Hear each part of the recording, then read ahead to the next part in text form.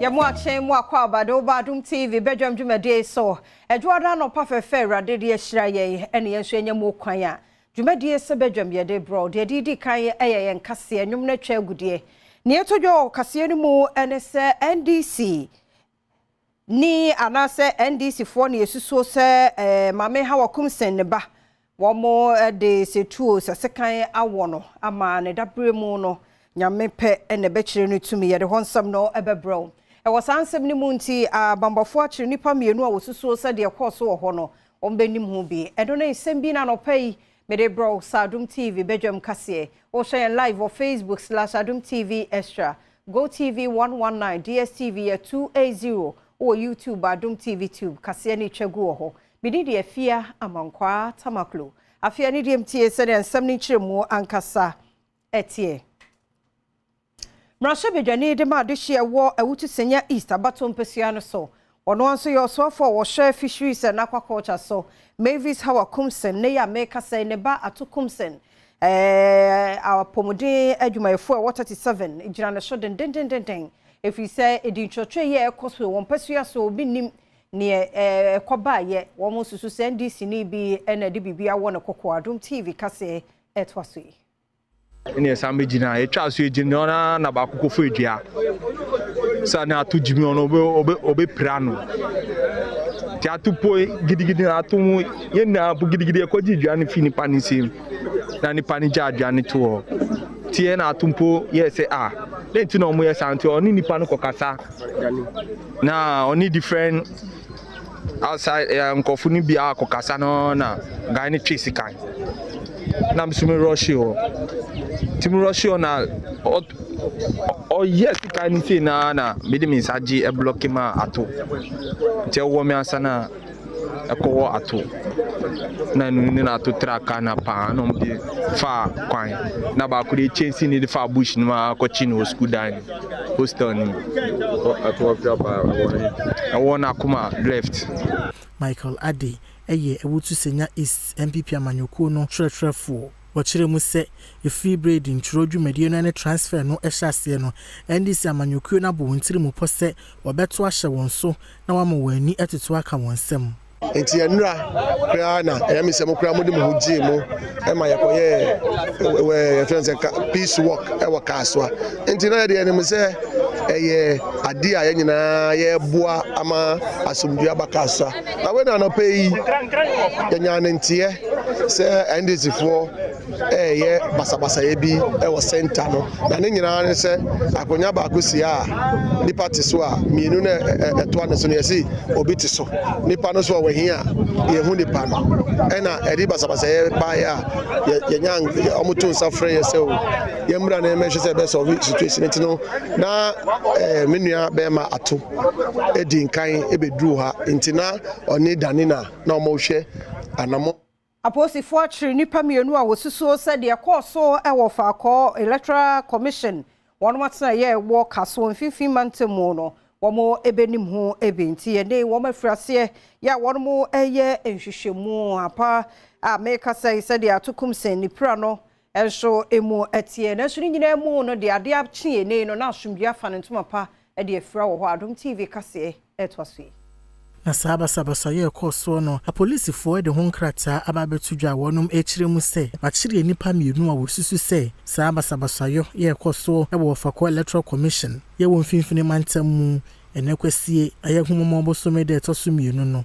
wonum enim hu bie wakire mu se esanse na manfo asori ahomachin ekwa akwasan lai se be obenya akwanya atru wondin e wo electoral commission fo aso ye ene nam so ma sabasa yo no ehyase a enipa ba ko epraye police fo na monkrata eso de atudwa se wono mahwe amasumdwie aba hodom wa idintro dwumade no wonom ato aso ode atudwa se enipa menu a wakire wonom no okodia police fo kukumu a woboa wonom amwa ye nsem ni mu enhwehwemu Mayemongra yensem foforo mu na de hye ya wo mo bowling so abeto dwa say yasa kum nipa bi ede na to St Kizito Senior High School a year toilet no potamo ho ya wo hwemu nso ebisi ye first 26 May e wa afie mu bra bambofo me kire watchmen enipa bi ekun wo amasese hu ni suro abesha de hye no emu fe se wo mu hunu ne ekoso ade ebeche ne ekum obi ato ha de ekoso wo Adom TV kase etwaso Mana all share your guest model so I pay and also if I point for a block akọ kimiti akọ ya but who of the area but Mr. Sir police for commander divisional command and district command and security apparatus na Mr. pass intensify security system our side area and area should be because near caution the a bohu ankasa and say microphone multi timamfo multi area he nyina no in fact omo abohu bebre sro say akra say obepie efie kura ananti ewia na say amadu enti kunkumakunkum no eya do hu eko nkwala num because say there Mayentwa so na sebeye na koko yebenya no dodo pa wo maimunti no Koko Health and Extension Division ya wonwo koko board de eye koko aba 1.2 million eye hybrid de no ebi makuafo a wo bono mantam no mu eye bono east mantam no mu free ya wonye won mu bibia wo de ma wo mu sebeye be hye won mo den no akoso adua na so a so mfa so na ba mo men Adom TV ediba farmer. Now, in fact, boa abandoned battery in team. Me cashew farm no 25 acres. My chance is me duani na cocoa. Or yanti be there and be that boa cocoa. Now, you best rabbi. No, na ya the pumpy cocoa or boy and dear by ya and son papa. I think you are don't get to a busy if you find cottage. It is a baby and come a blue stone to be a ha and from mine. Na perdona. Na ya nantiako na yakwa kutubi abanya boy afi punini no omo ya me free omo twe kokko mu kama omo twa essential business di akire nganga Mr. Atai no ya adwuma wa ha but oboy mpa di bio nso ya besra ban maybe o maye ayi bi na di no so kokko flowers no emu kokko no atimi asondo so wagya sa ade no yo na eyi bi no yehu se yekoko no kwani mu pa isebe ya kaban na daroma on sam boy se adwumadi no edu ade so koko flowers mu manhire no nyina eboma no on sam boy ewo enumu Richard Arthur, a community extension agent, a one Sweeter Corporation area, or two equiafui in half for say, on a one agents in South, said the Beya, on Sabeka Sako money be. Most of the farmers here are cashew farmers who have measured their cashew farm to receive the free cocoa seedling so that they will plant under the cashew farm as a temporary shade. So in future, then when the cocoa is well established, then they will remove the cashew, then continue with the cocoa farming. That is. Maminjendo sona Adom TV Badwam kase na ha na bema kwan na no pay ye de siase dan koma emrani adaje a wo de fam ye koso ana ne yent na ye kwa basade de bokrata no asie ne online story ni bi ne ye de to so base mamienu ye ntwe ye ho mra ne ye ba ye beto so biem Adom TV Badwam Jumedie yi eso wo afei no abeka ye nsa no news no ye wie sesie de adu so no said the one krata no asie na dwo so sebre ma ye ho kwan de a na ne ye bia homa no so atum na ye ne mo adi nkoma ahre sade na wotwe esi kofa ye nsuo no toto no mu no sei enetie ye momo akwa aba sonko menimnua Benjamin Asante dako uko efie pa de ane ekro bia no a woka de a why homoje be na no pay mu ache oh meju so se bibia boko nyame adom ala de be ka cho se bibia nyame ma de chi wakokasa ti bibia ni ho mensa eye adwuma bibia ye adwuma nai wani waso da me yire achi bibia ye adwuma da so be da me yire achi ti bibia na chi na obeda na chi a ampedu da ne mpa so saa mpa so saa no beda so me complaining okay there so kan na chia na mededi no ampedu da ye fa ka se fa ampedu ka se ampedu da ne mpa no so saa iti mpa no so saa no beda enye hwe eni wo so oda ntem se so re to oda ntem se eye se obeda ntem no anya mane eye se obeda ntem no anya mane na me so me da me ho kani achi enso ankosi hwe enso ekusi bibi enkosi ene di oda antom ni na ye pe ene joada di kan wo bosumi a eto so isi onya be di ache ye kra di e beautiful e di wo ye And now we are Kojoni Ajuana. Ajuana Kojo. Mudi Afama Mupao, the first Monday, 6 months, you know. A Jua day dika in it, and Yagro. Debbie, and Yagro. Feke si brother so anka mafanko ba akosi juade onyame nim de oye juada fo nyina mechiamo na otwi nyina no onyame ma bibia nye positive onyame nye sign bia mfiri yeso you know a sign enura me free West Legon wa mu ne friend Westland be sia ko Gimpa ho kakra no Kasa eko nyina no bi eko kama de won ka ba ko bam e dua buaguru susu to oh and na me 2 cars away eti nyese ka ba ko no nim de oyo no nyame annom wa anyu afri musu ne san mo betom ni anope ya yesi ewutu breku kwan no abayo no be wo be ni late 20 ka bi atwa fa no so ma ka twitwa fa no so ma unhu nensane basa anope. Don't imagine in your head because the way you read the amount already hu ye mobo ye ka mo ntiase so nyame antutu anamo ansi ya enu nti ne se wadi fi enu fi ba no wo fa she nyame nsa ende bi ada fi abanka kan o se what dress anope aba what is the guarantee say wa na ba say you ntade ni nyina free ho what's the guarantee tibisro en fa ho nto onyansa ne usuku akwa eni fi a ofrim ne eye dressing papa bi ne e ka bi ni din bi a wonya ni nyina de emogu as ye kobo na omo reserve bench na ba no mo tap emogu real action here omo aya from 11 number bono bobo mabo total saying the emogu nko a ombobo ni bi timisere mo amadaroma onyamede June bosume acheye no nioma ese fata odwino man no ho adwino man no adwene panko a na nya nioma ema o man puntuo ya brabo puntuo adwuma puntuo etwesan ko nachi etro die ni na da ne pesem kuminya na edufo de pe odo obi de krata akora beto de ama as so they call the next step krata no hwa no na wajato eto obi krata se akona nim no wonti ozo ye kwa leader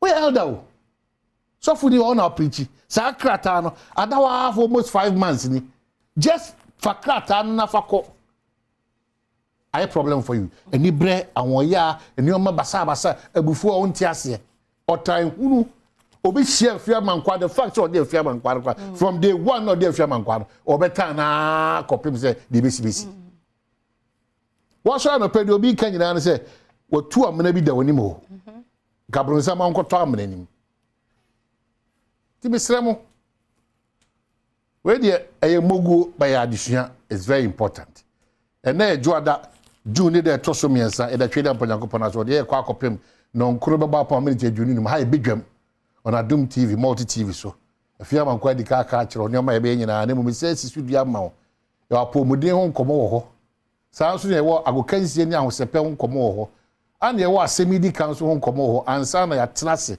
azene be tenase nkomo ba akomi ni beba betwam ni ya tenase de ye mpensempensem mu abro no nkuro beba pa minute June ni ma ye nya wo ho ebesa ka se to ahwehwe Adom TV se onye wa ya papa e de ma wo ensema hodo atoje o de obokratem de ebre ebe ma ye ho kwan ye de bro na afi ebri wo ma afia mankwa bia ho mafrofro na to na afi watimi e de wo so headlines adaga Ghana for ye de oh seminana oh na sana de difference de so ni adaga mga Ghana for akoji Afrodita akoji abaso waje abaso ted mu nya ted o call finance so ko mu nya ted aho so pe de beba Afrodita waye bi papa Afrodita ne Abigail that's all ba hakra abaha Afrodita se o pese ka o di first ka o de me so a aka be say bia be wu ama because the moment I make jina on ma where from Ghana. Your name Afro and on my hand. Wow, wallahi. They come ya Afro. They may ya stage this no. So do ko bubu no. Daily Guide say Ghana AFDB signed $103 million grant agreement. Ghana any bank pay a kese ba ko since sikebia one day with a grant they free. One stop in Kaswa NDC MPP clash.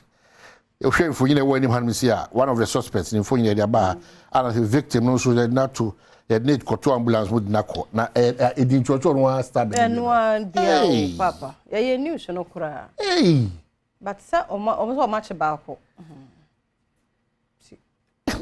ya semu koto ni keke so ya ko stabi obi o tro di keke serious pa we just way come back support development yero ochehine ono so adi mfie aduonu enum akonya no so konya kese no so ono so say momrafi na mbabo ama mpuntuo ne nyoma ese fatanti mi nkoso oti ha cameraman se okọ okrom pa unkai da kra okọ okrom adwene wo timi na anse abayifo se de gugu krom se obekọ okrom pa wa betra mo timi dia almost 15 years se okrom pa butwanya jogo da bi da na mo dia mo betra trankran na mo rafi mu ana se kuntu ehwan a ni nchia na beko osmosis oti ha mfie nwotwe ni unko okro mu da ya ka utimi share obi na ofrin me free Africans na okoda wa mse wo Eastern region baby me say already hu yambo Africans so Eastern region ya ode ebinim kwa free cross obebo di kro mu din eto ochi ni na ka che no already otufo di ka che mo tran kran na mo rafi mo mbra mo chi go ko retirement o suppose mo ko boss sin wo kras na ko na bibia age egu a ona abekasa na at 8 no beka ade akere ti kotisia kwa asafu juma na okobi yesi ayi ajana bia na okobi yesi suku yesi hospital na opreno ma papa ko ho oteti hanum na wo de obro no na oteso na oti ayi kaso akwanso di wo se kwan ye ma na wo so krom kwan ye Auto forcing Jakpa applications frivolous.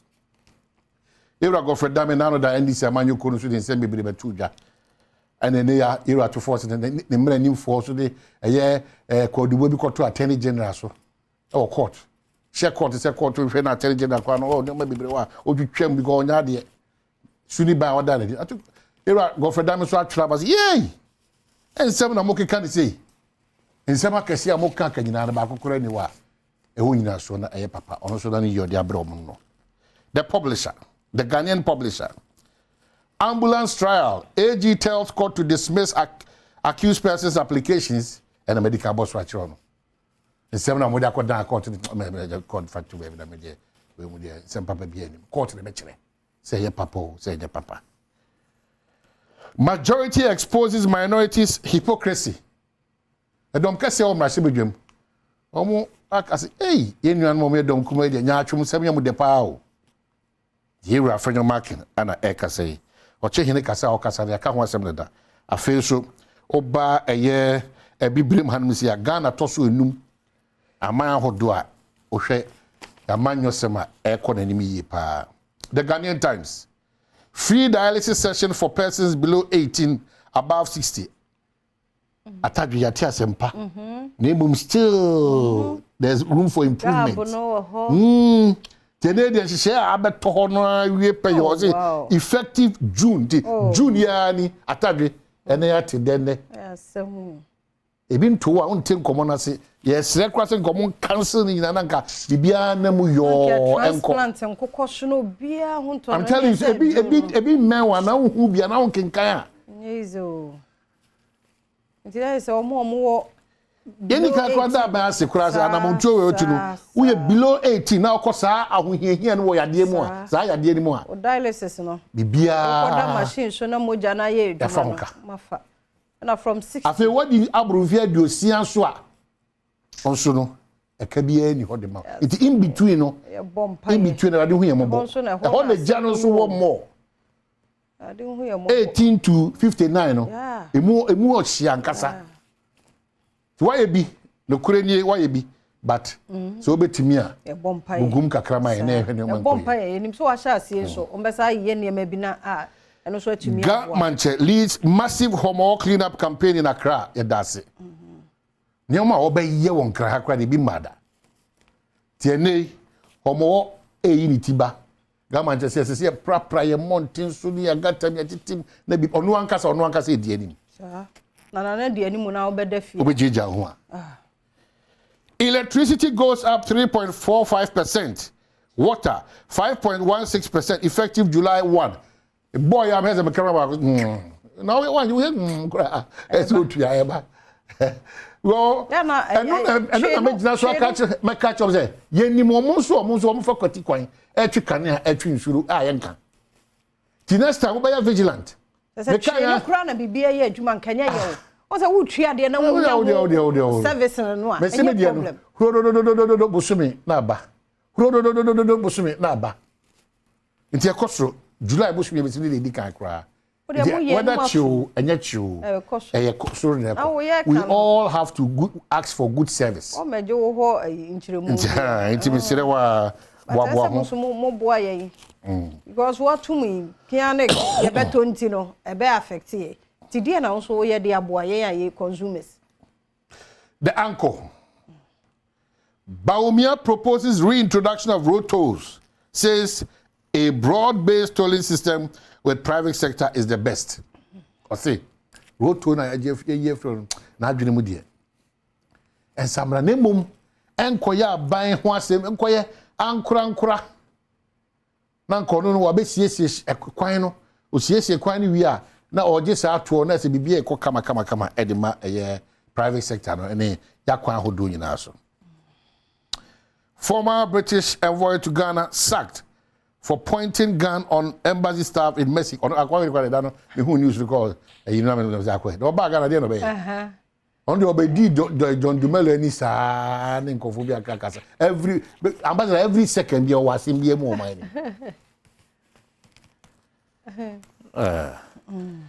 Kasafa Kaswa, people say Kasafa Kaswa, a MP.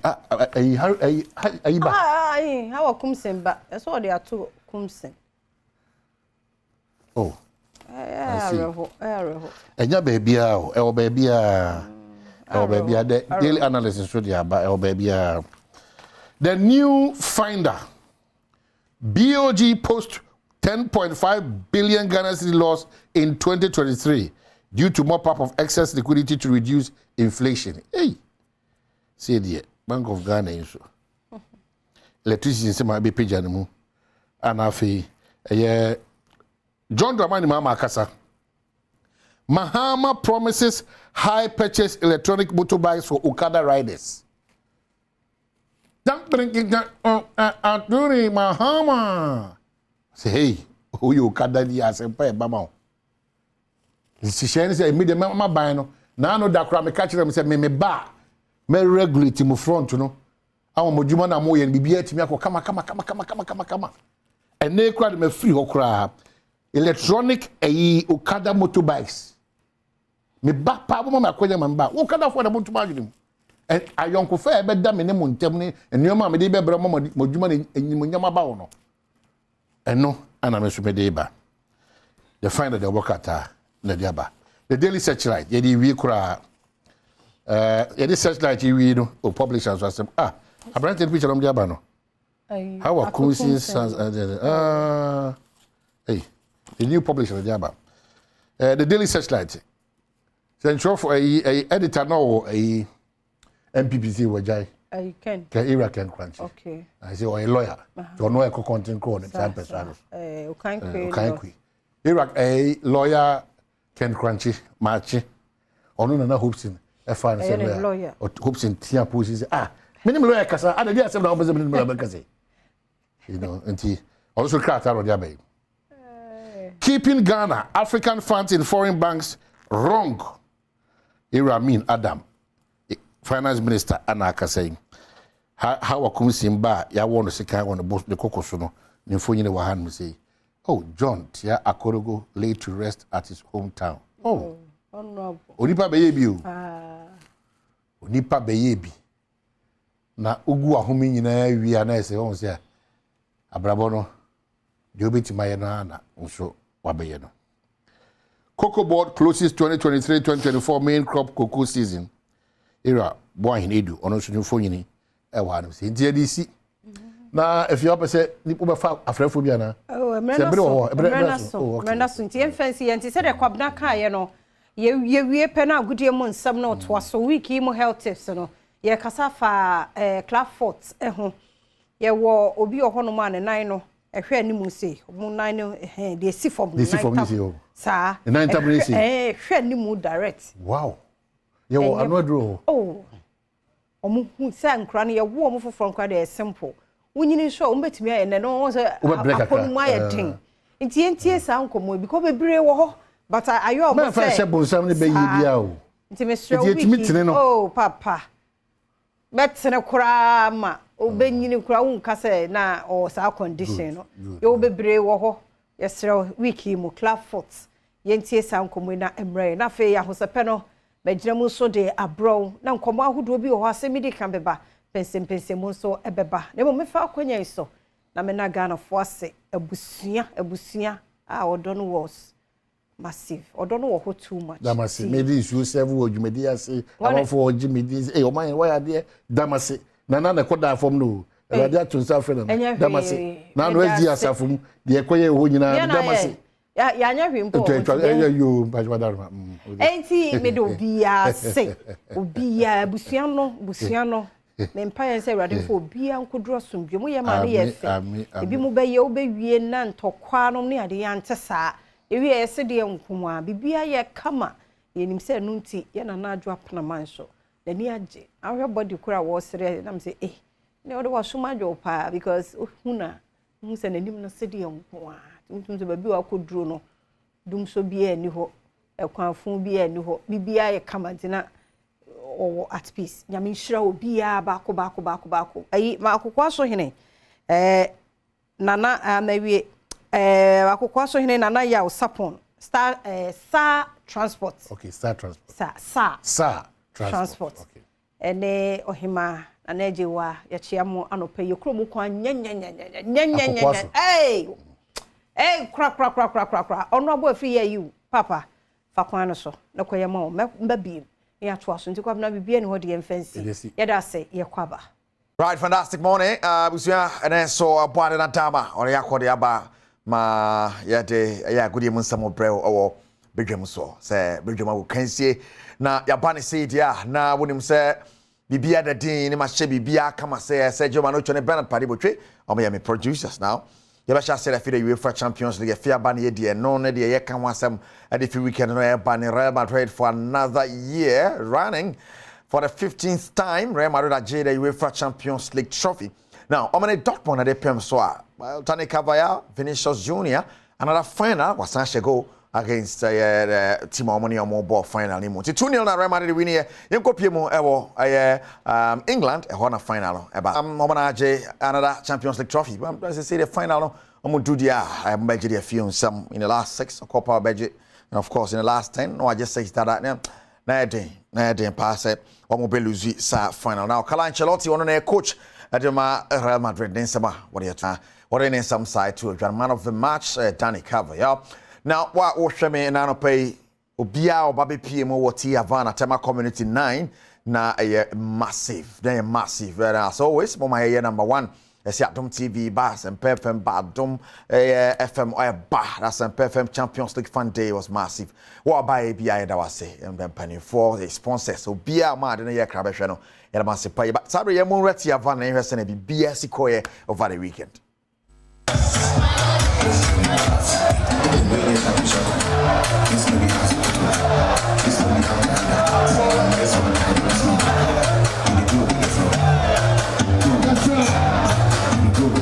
Yes, you made an answer now. We have animal security against supporters and the Ramadan supporters. No, ever in their numbers, ever show love, ever support the Adom FM, as ever Jumediano, ever so kama, and you pay their grow. I can't see the abandoned up and I'm a tribune Ramadan supporters and then how much you grow baby alpha and no more editing for more. I say, and I'm almost a catching. A bit of Madrid, Nakumo Mexiano, about heaven. Madrid fan bien ou avec blow assassin souda. D'accord final on 8 no beating. Team man aka Baya de Capra. Aka me kumiho. Wallahi Madrid, ale Madrid. Real Madrid are champions. And they are Real Madrid and making sure that when your chances are, you have to score. If you don't score, when we get you, we will punish you severely. I'm so happy and so excited. Hello, Marie. Maybe I with the crowd and people are more so Adom FM. Yameka say, Yamislamu. Real Madrid, pressure man, so da. Oh yeah, oh the experience, special. And make a choice. We are Real Madrid, pressure. Real Madrid, they won 2-0. Forget about a beautiful game. We are singing a team, Papa, and running Real Madrid. And just to be a sort of Rabuho, that's Real Madrid. Nyamia next season. Kylian Mbappe, Eba. Dortmund fans are almost any comment to be a winning trophy. Nyama Ankoye and Fama, Omunya chances. Our first half, Nimudia, but Omet to be unconverted into go. Every year, and I'm a keeper and I'm near so anything come on I say and I'm there at 2 years. Young as a clever match way. You said that you're Madrid on my match way. But yeah, against supporters union nearby. Until my father himself, Dortmund, the least favorite. They gave Real Madrid a run for their money. They scored not because they were the better side. It's just that the odds of football doesn't favor you sometimes. And Dortmund didn't really have a good day.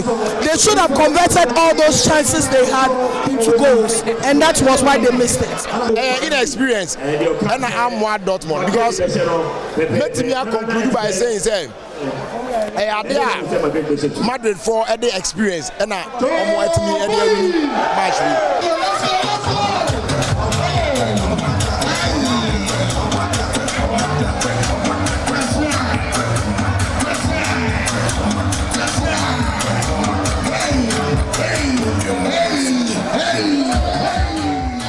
Wow, and so Nati Havana is massive and yeah, quite anymore. Featuring a corner, the lungu no so na one change your next side issues be one change.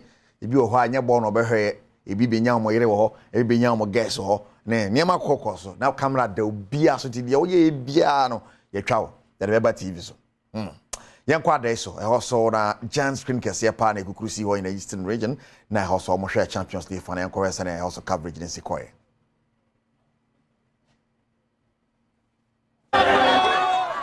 Omanfo omo Upper West Achem constituency agi omani esanso sinkonya hwe sa kensie ya eno bua no mo supported Dortmund ene Real Madrid no edi osebo eta omutimachi de kwesi boni beka no public view no eya na nta ntudwa enanso NDC parliamentary candidate ya no Upper West Achem constituency owura Emmanuel Dra ene hwe sa adwumadi echi a omo wepie ho nyina ene gi ho all electoral obi ahwe mate ho giant screen ankasa na dra which dra gidi say enipa gidie ene eni gi ombe se na me nua flip kan no ebetimu ese o se sa na be dia ene ese one mrante ni nyina ebehwe na yetena bontia ne yehwe ade a me pese me fa agodie so na metime de ede boa youth no wo hwe krom ha me bape me first project a me yeye me force say team no ebet me strengthen na akọ second division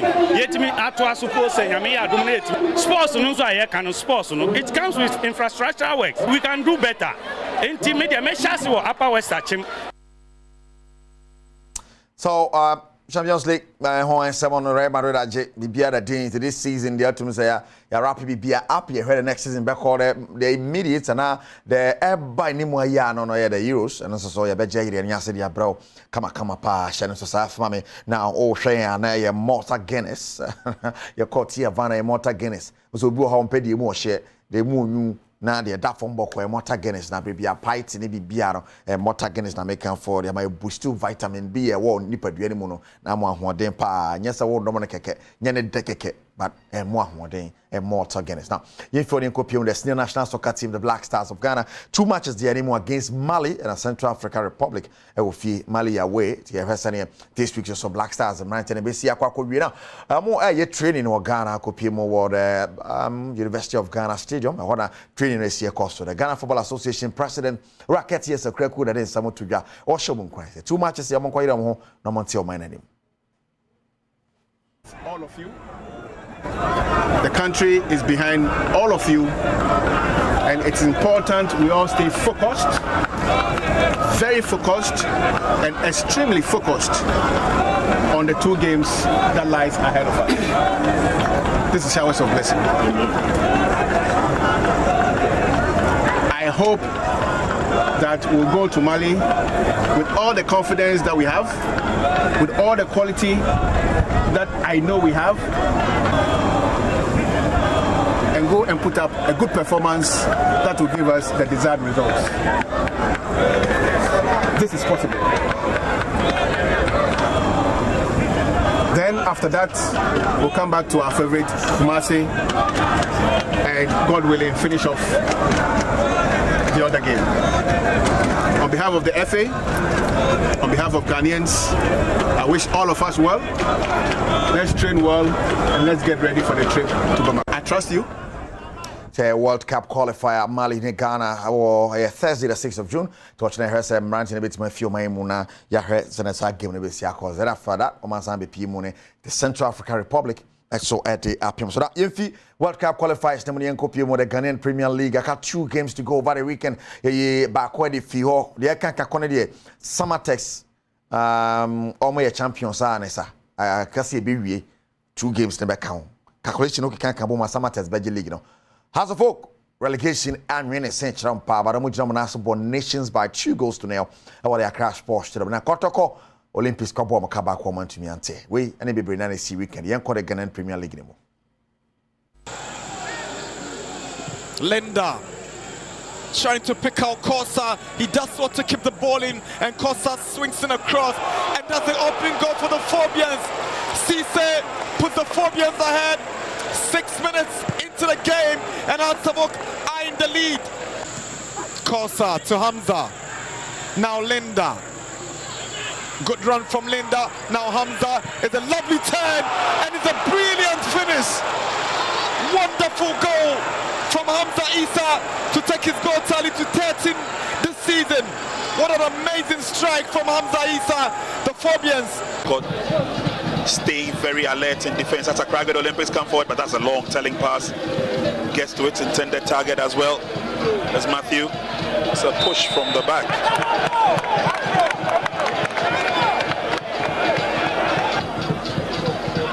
It's Agama's free kick. Swung in nicely. Oh! He has been pushing forward since the game began, and Raymond Oko Gripman has been rewarded with a goal. And look at the quick reaction from the Accra Great Olympics faithful in the VIP box. Frederick Asari completely beaten. Asari was let loose, and it's all joy and smiles on the face of the youngster. Raymond Oko Gripman is the name.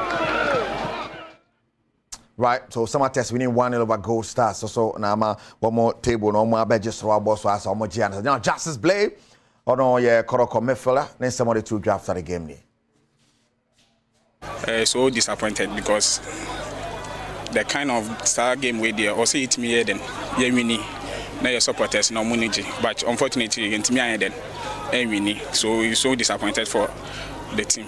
Obeka say na Olympics team no a tough team, a strong team. Yes, me can our dressing room say match will be a big game. So yam boy na yintimi the wini. You go back to training na yitimi. Your coaches na money akasa. Na ye hu how 2 matches no. You betim yabo. So you per se show be say 2 matches na Canada. You betimi I then edin him. Na yitimi abatop. So disappointed because talk game anymore. Yanko Asofo, Abubakar Watara, one on their coach to Mahas. On us on some after moving 2-0 over nations in the year. It's playing for them. It's playing for them. But first of all, we're trying to survive because when you look at all these people are coming to support us, it's not easy. The family have the problem. We be together to save the family. That's the boys are trying to do it. We need to survive. Right, Abubakar Watara and Simon on our other resource or match day 32. You hear resource no. and apart from House of Folk winning Koroko so lose American chance so Atramana Crowns here 1-1 Brooklyn Chelsea but Artio 2-0 Media Matana Fima out of Lance but China 1-0 Samates winning 1-0 over Gold Stars and Dreams FC and support Kerala by a goal to nil to any Sunday matches to see here after match started shoot here better Sunday but table in here table so go Pimwa na say Kwambia so no or Samates with 58 points aka 2 matches to go and Adriana Tosumenu 49 Mediema 49 the Sosa red Asante Kotoko Tosu do 43 points and so now House of Folk and CCC na Kokata Bomi Bungutu Kran say we has we are Crowns across Folk Tosu 13th with 41 points it has a rest of avoid relegation aka ne matches ne bia kana bibia timi akoye 41 points there anodin pa aman hwe o betimi akọ there say the last 2 games be siakọ na has betimi survive relegation Washington Nations ne there bechem ehye ho ai say one ne bo and the Olympics so ehye kọ na nim there say na match no so ebesi akọ abse be gina student yes Mortar Guinness can one up in here some na dey bro Mortar Guinness yes yatamuso a na sorry pa mo kan one up in here some no at here bro my sponsor Sergio Manucho Bernard Paribo twa me producers Keju na gasa ne Erica Siedu body ye dey apomudi won some beto aso koso ahebedwam Asiana so ya mwakwa Badwam Adom TV Badwam Health Tips eso na wochi mu nkomo nyina aye Club Fort wa wo kan ye ho de anopa bia simenum ye di nkomo ehwe apomudin mu ti na wochi Club Fort obeka say condition benya yeso wo twen ye na utie mu ensem ne mo mfa sedama endpoint homeopathic clinic na daroma enne me wo Christian Health Association of Ghana on office ye no mbedi nkomo afa Club Fort eho ya we bia hawadwea for endpoint 0244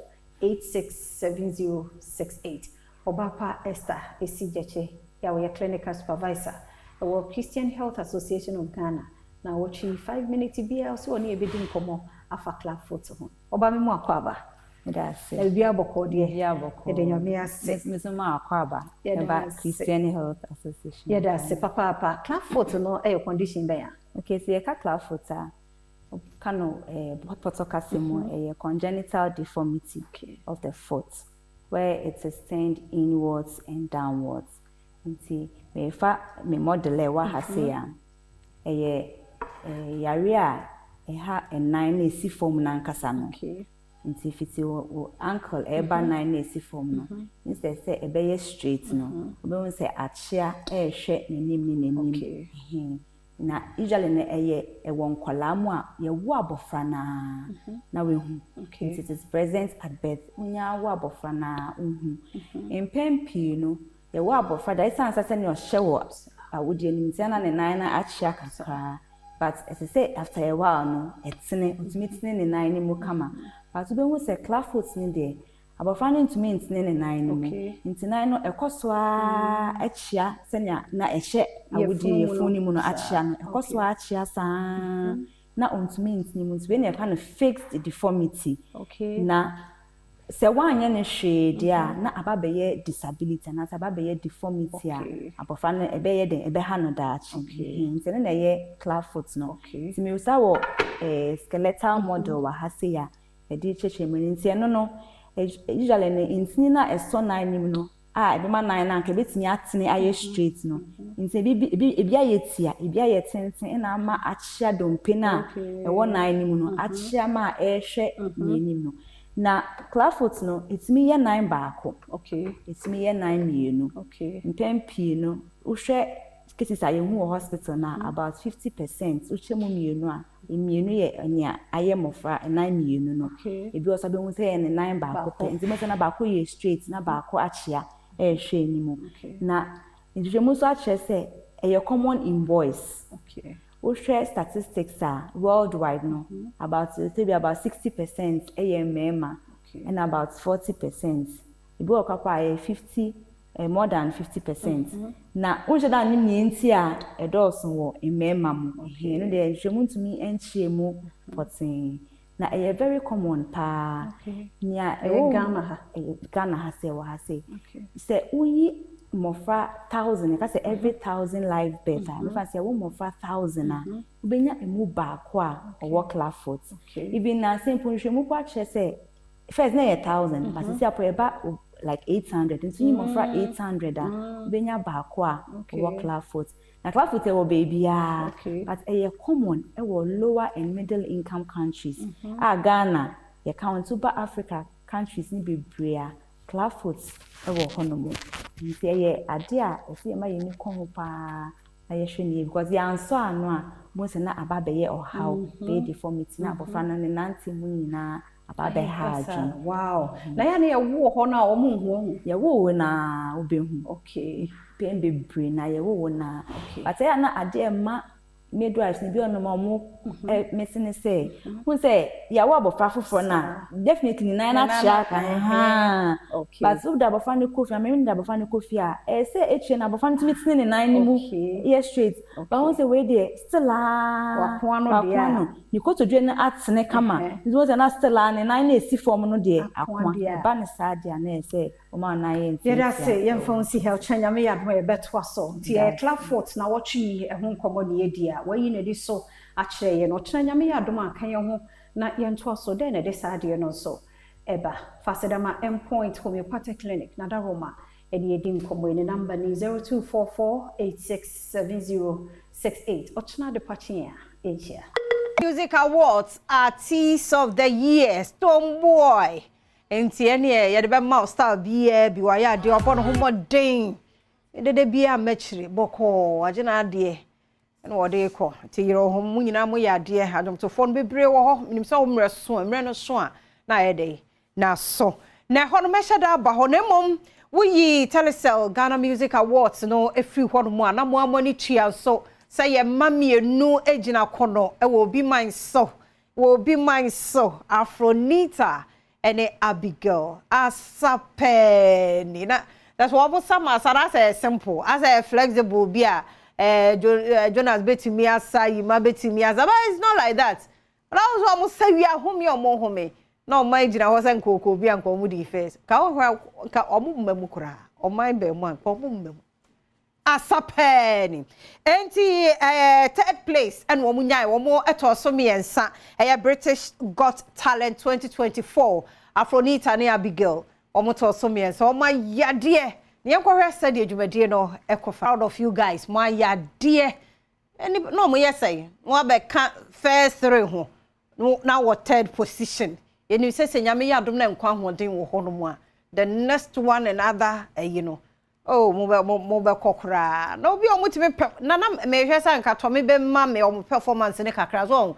no nkrofo hu o Afronita ne Abigail ne ye kan mo ye hwan obi up to now kra no o munim ne o mo ye o mo sa na minim Afronita no so ye kura wo ye no apagya Abigail so wasa ma ne mu aye hanti no wo ye ne vem no obokwabra ne ko ho na say wo hwiri say wo wi a wo sa timi pagya ni pasa Tommy kama ye performance bi asa nke beboa na say ya Tommy eduma na clearly no enti no dia course over the weekend and so am dia me say by the time be no na wa maye Afronita ne Abigail sane so ebi na back to the ba ye my Ghana mu Telecel Ghana Music Awards no so weekend mu so ene entade de ehu bia ba ye mra dwumadie no ankasa so na see before I crown on as gospel song of the year ni ade no be performing e wo dwumadie no ase na wonim de na see so otimi ye na wa ye chese to say spirit no ewura wo inner self ewura wo mu ma wa tenka wan hwe bi mboa pompo be 430 o e so saba na wa dakora Adom TV ahosepe ye de be bro ye nkwohye na see perform no intro no nkwa ya adimu o de be ma style bi de course no na me de na see to nchen na me sa bowura mu nkwohwe de Kim Promise nso yam say this year mo me dia grokra o ara say din na sesa be Telecel ninti na say bibia ye shonko no oh Kim Promise nso ama me dia gro ho ono so ni intro ne sa de wo wura mu ne nwom no hawa wo ya de me de ma yenkwohwe Kim Promise dia also editor for ayankasa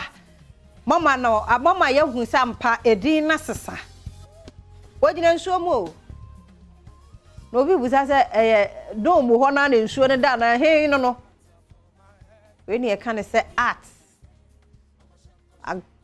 That's why ya dear no. And yet the beer one way style. And it's a new crown. I want to crowd beside whole question why dear and tell they are back and send back from you. Oh, tell us Ghana Music Awards. My ya dear they did bait say. Hey. Nani any sanka akoda. You who we are enough. But Mr. Drew so the performance also the Maya na jono. Oh, muye too much. Ain't na go for you say. A year, artist of the year. No wonder. Wow. Edin Pals, artist of the year. One no go on eh. Then you better. Me uncle Mr. Drew so do the backstage. And me wow, better shock. Ko bra. Auntie, Mr. Drew so the performance no. Now this a year no so not white ana. I say so far white nko. Oh, my too much. Now why any artist of the year this year? Oh wow. Bibia ye jet. On say bloggers omunya hwenka. Because Bibia is on point, everything is on point. Kim Paluta artist new artist, Mr. Onya artist of the year, somebody the ampacho. We a new artist of the year. According to why Kim Paluta, Kumasa for ye. Onya me pa. Enti Nidian Faba, Udia Woma, Sabeka. This a woman. Udia Nyabutra Merade, system, no Nyabutra rational. On an Indian tea, hey, Kim Paluta. Also, Waka. And the head never shall fool. Yea, when Ankonia Kofikinata, the other man at home.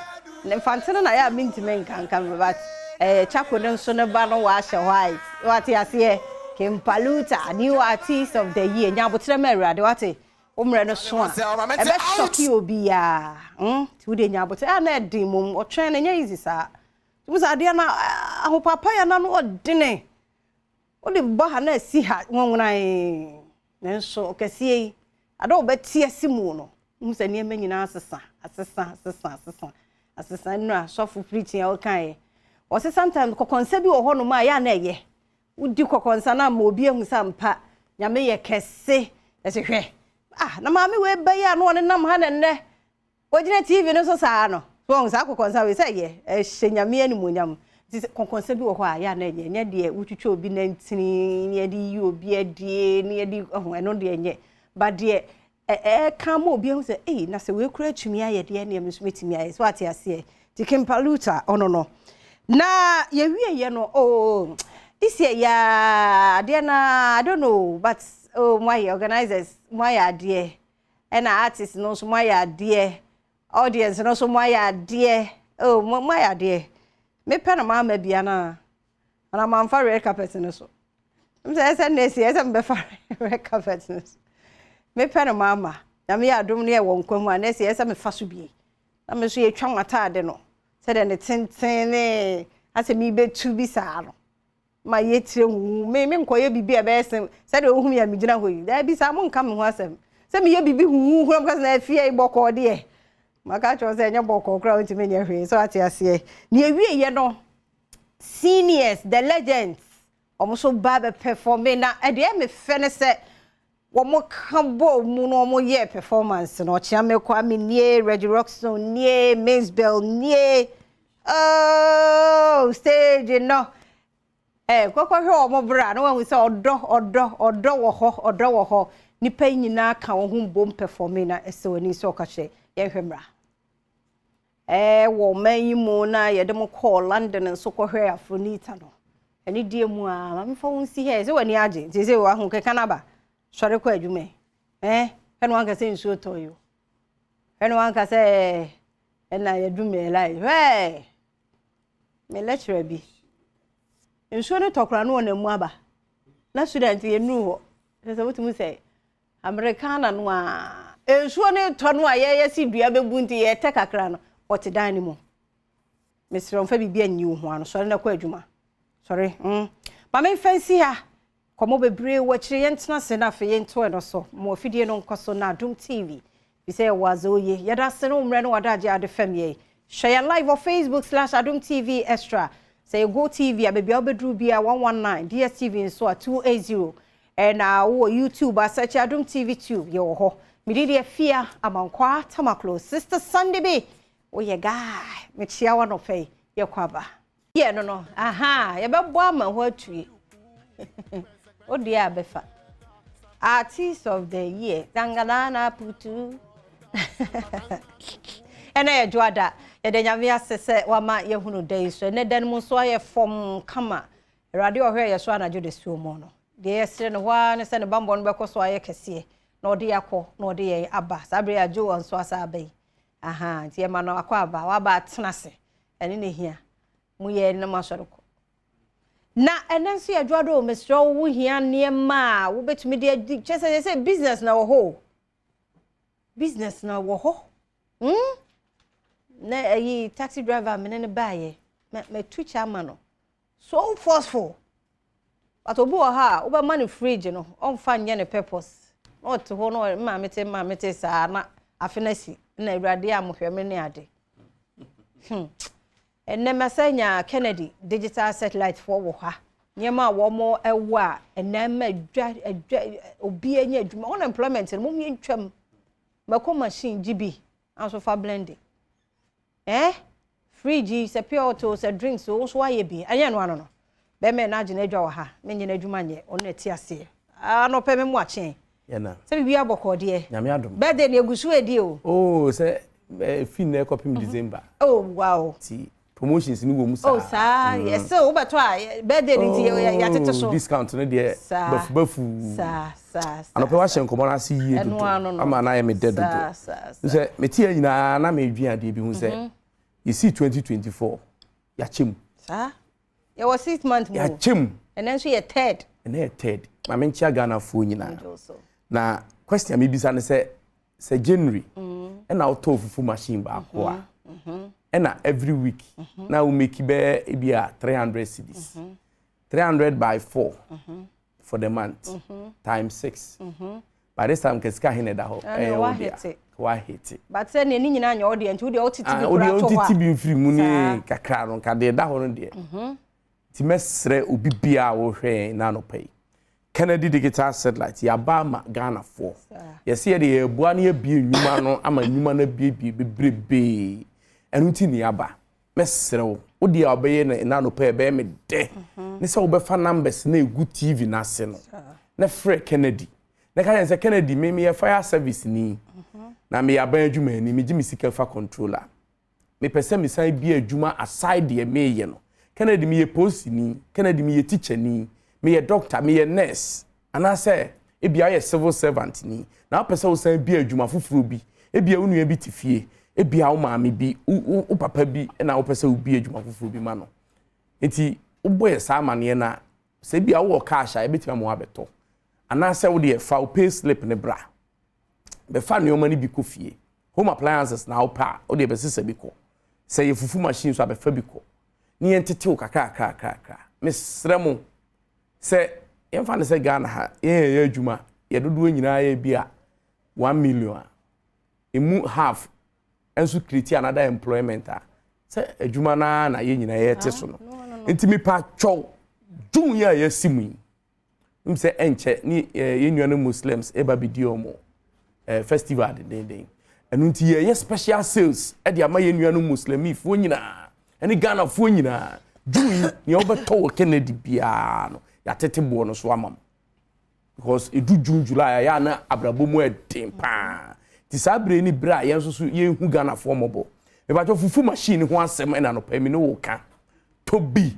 fakosi wakurase fakosi wompotem fakosi choba bi enchen na everyday obey sales na sales na be me say echen se watoka ohun se ba bi ade ko no electricity ni ho a ye wo de yusufu se op electricity de enso ebi wo ho na Kennedy fufu machine no emfa so de ewo mu ni say everyday when you scan to ho crowd you obenya 100 Ghana de ato everyday Ghana fo e pe fufu otimase ti everyday when you scan crowd benya si e de ato me say ba ne sa na ama pressure da busua no so aba form ohun sika no nya bi free ha na bia e kama imagine say wato fufu machine be miensa na oje ha ohun Krachi, if Mr. Luku Sharp, Sikenya, enye wabo time kwa. You quite be brave first to Binyeska. Tifu machine idea. One to be a bear me ya. Mr. Fra number na frame, but be a woo be a no one else over fan number. Na you know Bekasa. I cry your wager, old barrier. Old barrier. I want a Kennedy digital satellite, Yibutu. Kumasi your family plaza dining ewo edum. Udu edumwa. Bisa ubia so call family plaza abrosanim. Your first floor. Sanso ena patase. Wa unim police depot bia. Otra police depot ni kakra bia. Kennedy digital satellite ebutuo. Your Adom house. Kennedy Junction. Wa bra. Ni emedidwa. Na betu nyoma ni bi. Enye fufu machine kwa na ye aba. Ye di abro machine so aba. Eyam abro, eyam atoko, eyam nkate, eyam kokonte in commercial quantities. Wa wotete moriton to sa machine we bi. Oni afiri dan mu eto nkwanta amapai. Wa wo ye wo fie. Sa wadwuma na grow. What ma say? Wa ebia wo ye emori adwuma anase wo ye dokono ton. Mesrem bia nto sa machine bi. Wonso a wo pese wo di machine bi ye adwuma nyeska betobi. Yo makodi ho no so commercial one no so eyam mako ahu so mo ton enuane no eya o kodwemu a dane da o koto jenini sane o ma no bebri eya ntimi fa blender enyam te wo se odi eyam mako machine na eyam numbers ni gu TV na ase no ba bia wo bia Ghana mesrew e beje wo so fa ni kita wona bibia nya kama mesrew air condition no ene ye yi be se 4 containers Friday no okay to be a open condition e bo ne da fem na papa na entwe ahodi bebre mfi electricity mu nemu yusu gas and the power no Mr. Beto Kennedy ni bi e yusu R410 gas and the latest technology I the air condition e ma anunso de yududududu entwe kane akra air condition if it 1.5 horsepower 1.0 2.0 2.5 minim de open Odi ene se odi wura ye shop nim anase fa ye number na frey se o pay condition akobo hotels o pay condition akobo new estate na wesi airton no anase eburu ebie wadwumam efie se boys no me two challenge ni mo bia chese na no mi share crash back say honorable me tio na air condition mi pebi say me girl no say de bia da o ma me ho ntome e me say no kre awia na ebo na no etene nti wo akoya dwumaden wo adwumamu a wo ba fi na so utimi ba fi a ba relax my body no refresh na de eche wasanya energy na wo de akoya adwuma to air condition why na efo Kennedy ene de aba tibi pa cho emfa nchen konchenchen bia me nkutwa ye kobu wie na afreme a me mfiu number no a ne gu TV na se wo de pick na frey ye ni nkita ho ye be boa wo obu okro so tubi koton akwanya ho enwo kra discount de san wo soro nti bra na betubi unim say TV de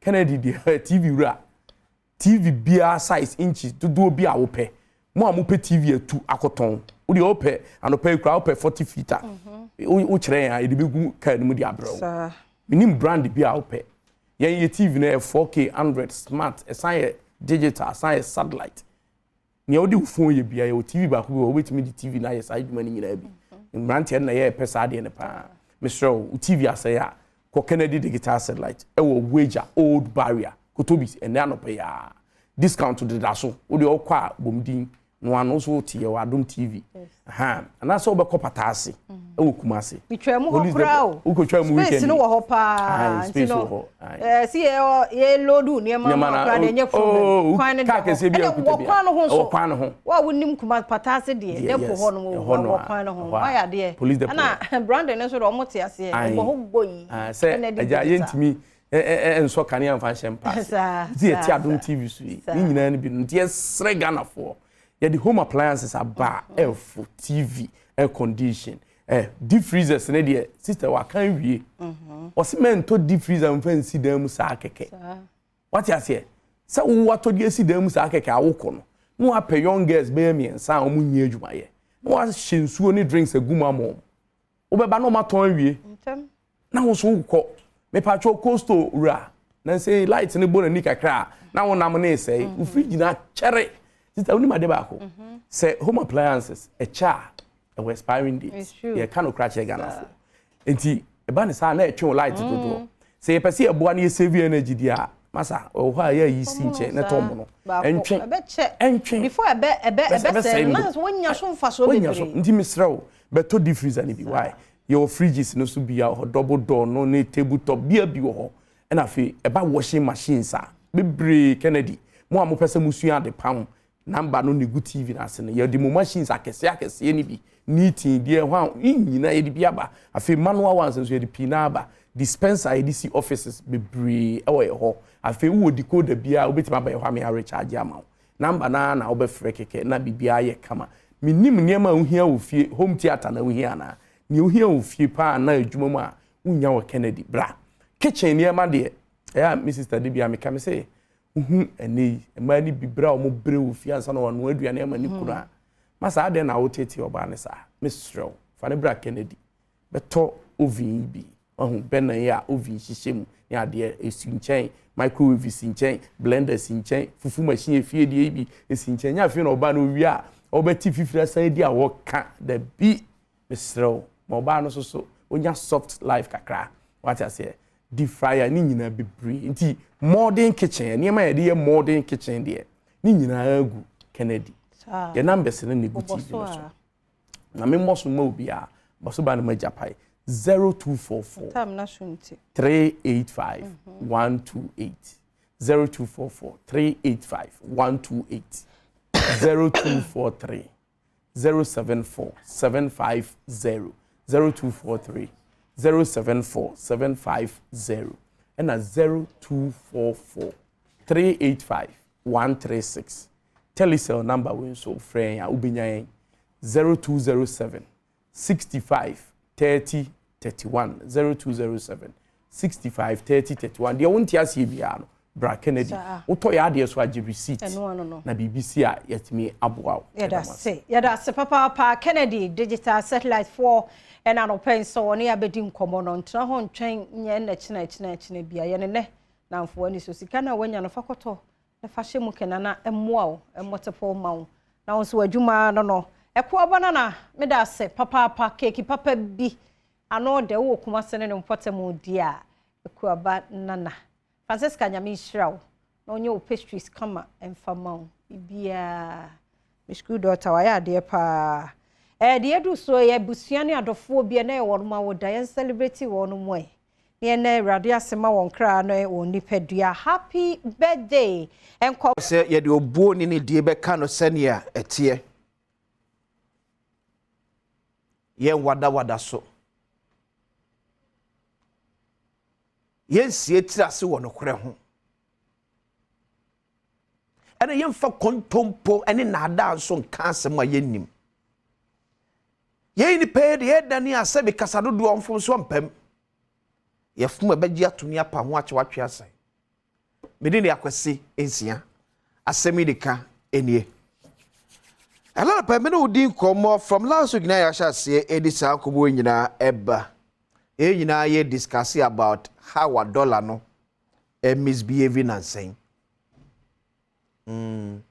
send a dollar no misbehaving and saying misbehaving because one we in the cost of black market no to China ye importation ekosro even I'm hearing across say in the first quarter of 2024 ye importation are rising by $100 million.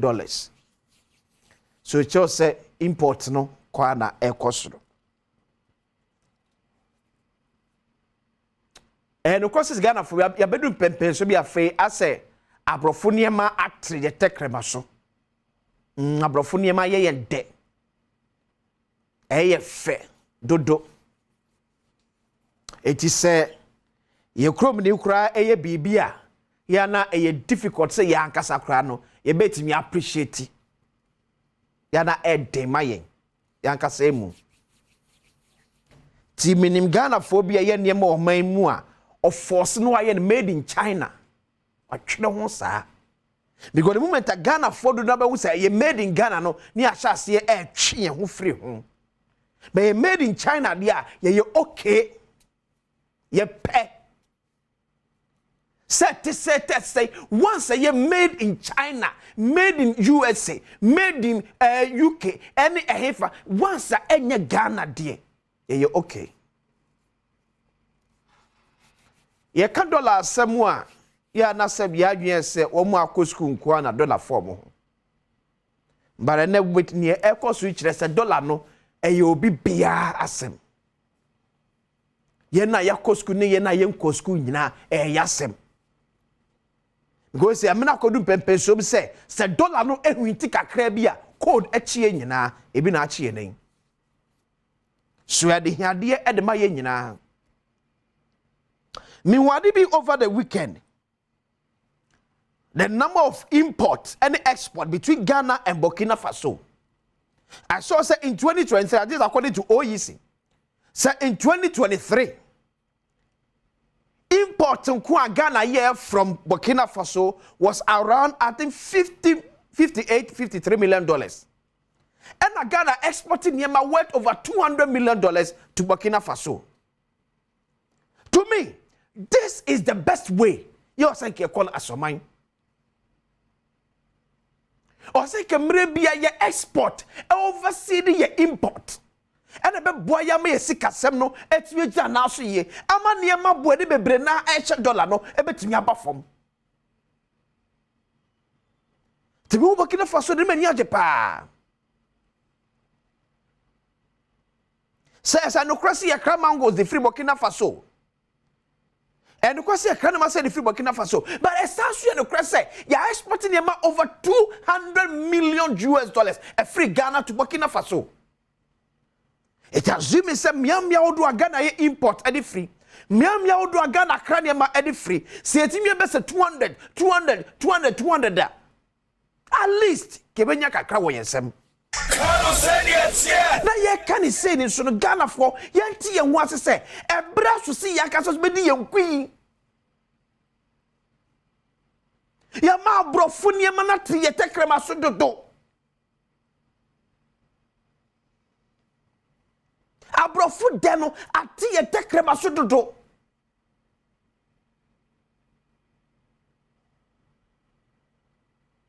Bibia ye pese akra. Bibia ye pese akra. Moye no kre na wo no. Moye.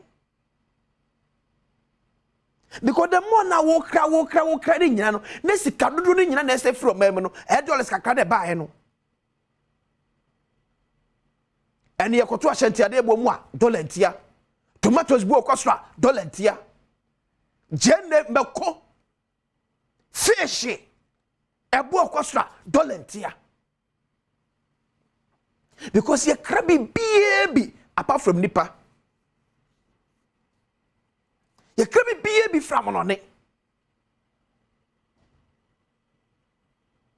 Maybe I think it's time say Ghana be call the Nigeria way.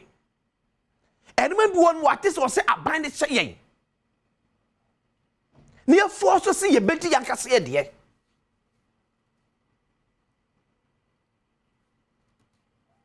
Itimi nya bibia na da bia emo chicken fish bibia ye kradi from on na eba.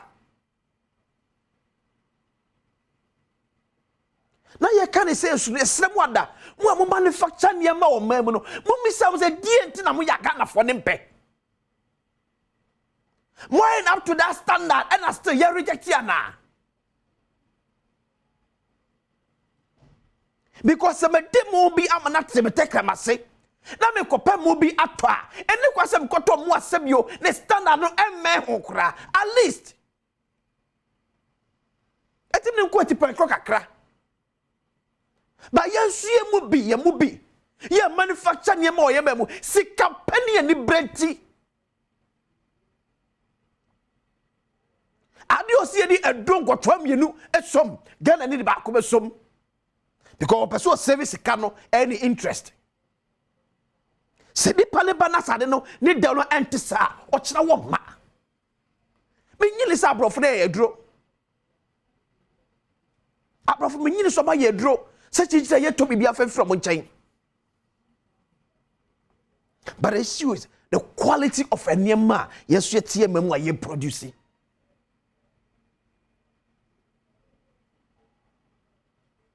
Ana meka cho nima bi won ma ne production no enye baakofo sika na betimi ayo Ghana hanom.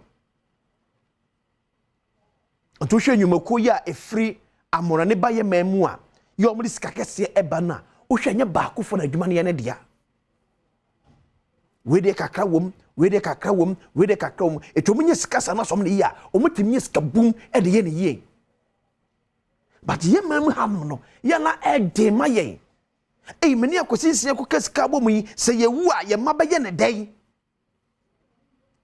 succession planning tinum a ne mamenye me de ketua bi to was akwasisi akwadwede de cost ketua bi ejiamadi na market nchen ye bia nka oni omahene e bia eka om sika bo mu a ko betumi ne kese am ye kum kokko no Ghana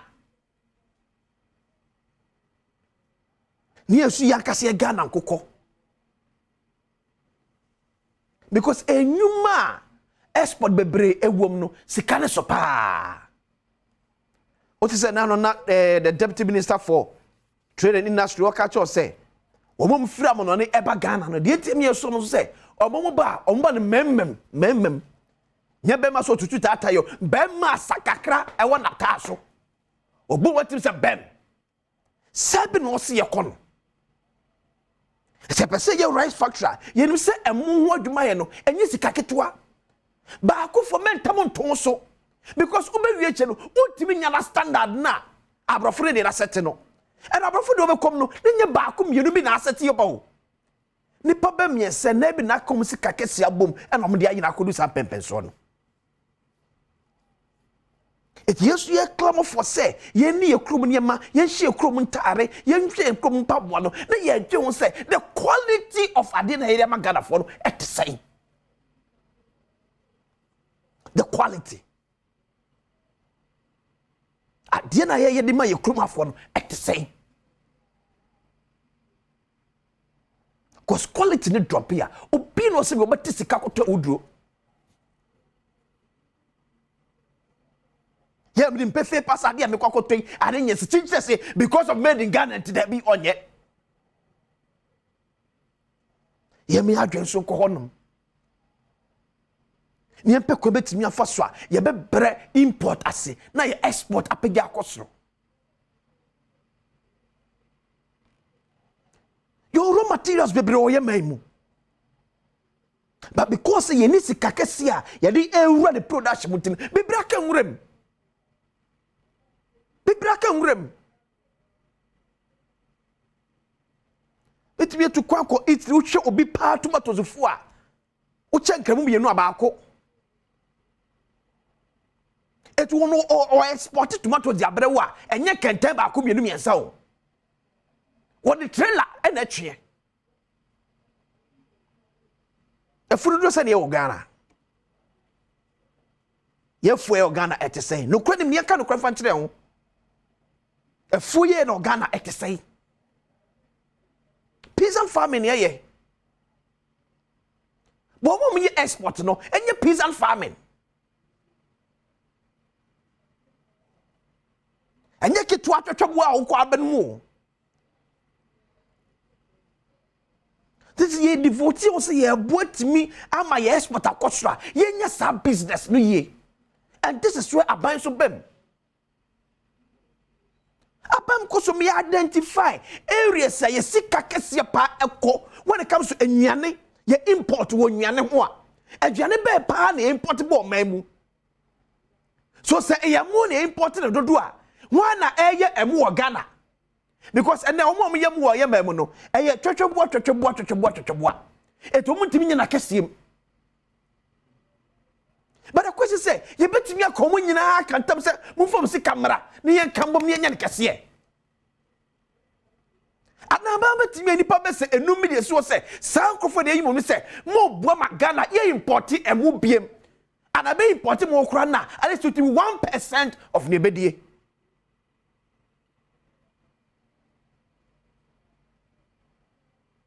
yam ye ni amre wo ho a ne enya sa peasant farming Self-one kuma na.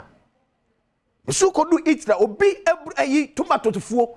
The whole and crown chimney no efa and the tomatoes fuo. onya machines papa e de yem adwuma na mega nya ba akofo dia kudu America na hwese obi pa ebufuo e ne ta woni a mo bi say so de kromu nyina ne ta osa no ebrufo mufo nko a yemi adwen ko ekwa be na ban so fa so aboa ene wona import ne man so akabom because since kitutu di nom de ko import sa ne man ebi e kabom ni si factories ni bo Ghana e be boa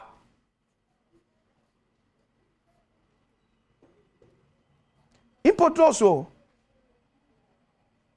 na dollar na ma ho ya ba nipa so eno ba bishop ba ko abeko o se mi kroma me tv akwasi dollar yi ebi afi mu nyina kwa na me hu bida eso ho ya ba ma mpa yes dollar ese ti komese nya dollar na edie yenye ebi na kakra na ewo no so yemi ye ni nso ni ento sa ne ma no Ghana fo ne ma kakra no mo ye no ye to a kakra so be bo mo sem ane ye penkun krasta ye diska kwa mo no ne yakoto de aba eyo sika obia no ni issue eyo sika mama obia ntime no wonko ba ye kase ye nyina se ye ka bo ma boa chechire ye man dia they don't see sacrifice baby etine wo ye no sacrifice say me pemfa so bebre na mu diska twetwe de be hyem my papa de aba no ne yesu ye sacrifice say ye mfie sika kwa mo no ne kokra bi ma bebe bom ye nwadwuma no ye no eso timi tompon asafi ye be che be say $2 billion e de akwa mo no ne kokra ne ma de aba dia sira dollar bi antimi ntino mai mu dollar bi antimi ntino mai mu en ye kon sa ne be kon sa dia e be yasem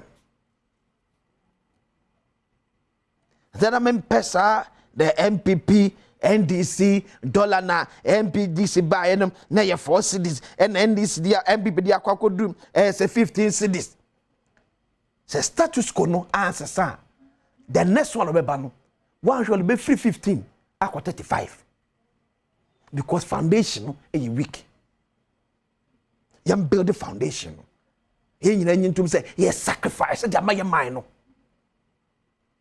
na yes sacrifice no we may take advantage of our sacrifice to exploit us.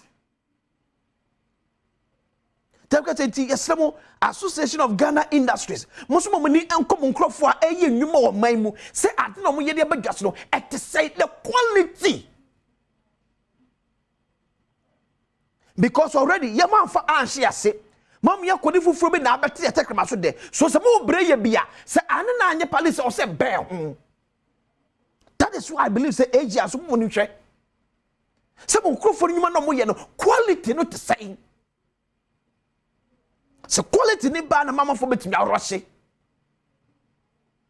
first na ka ayi Friday we na ka say Fridays kwa de hye no but you won't see ya tell of for seamstress bebre pam ni ye no amo bebre ni aba beje ho me so Monday to Friday dem share ni because ne wopam no omo sua de ne mo sa ne pe no yakopo ya do be kira ye kira beto as be ko Bank of Ghana komo bi wo ho about $CD ya komo bi Bank of Ghana ye kira pam be kwa kodi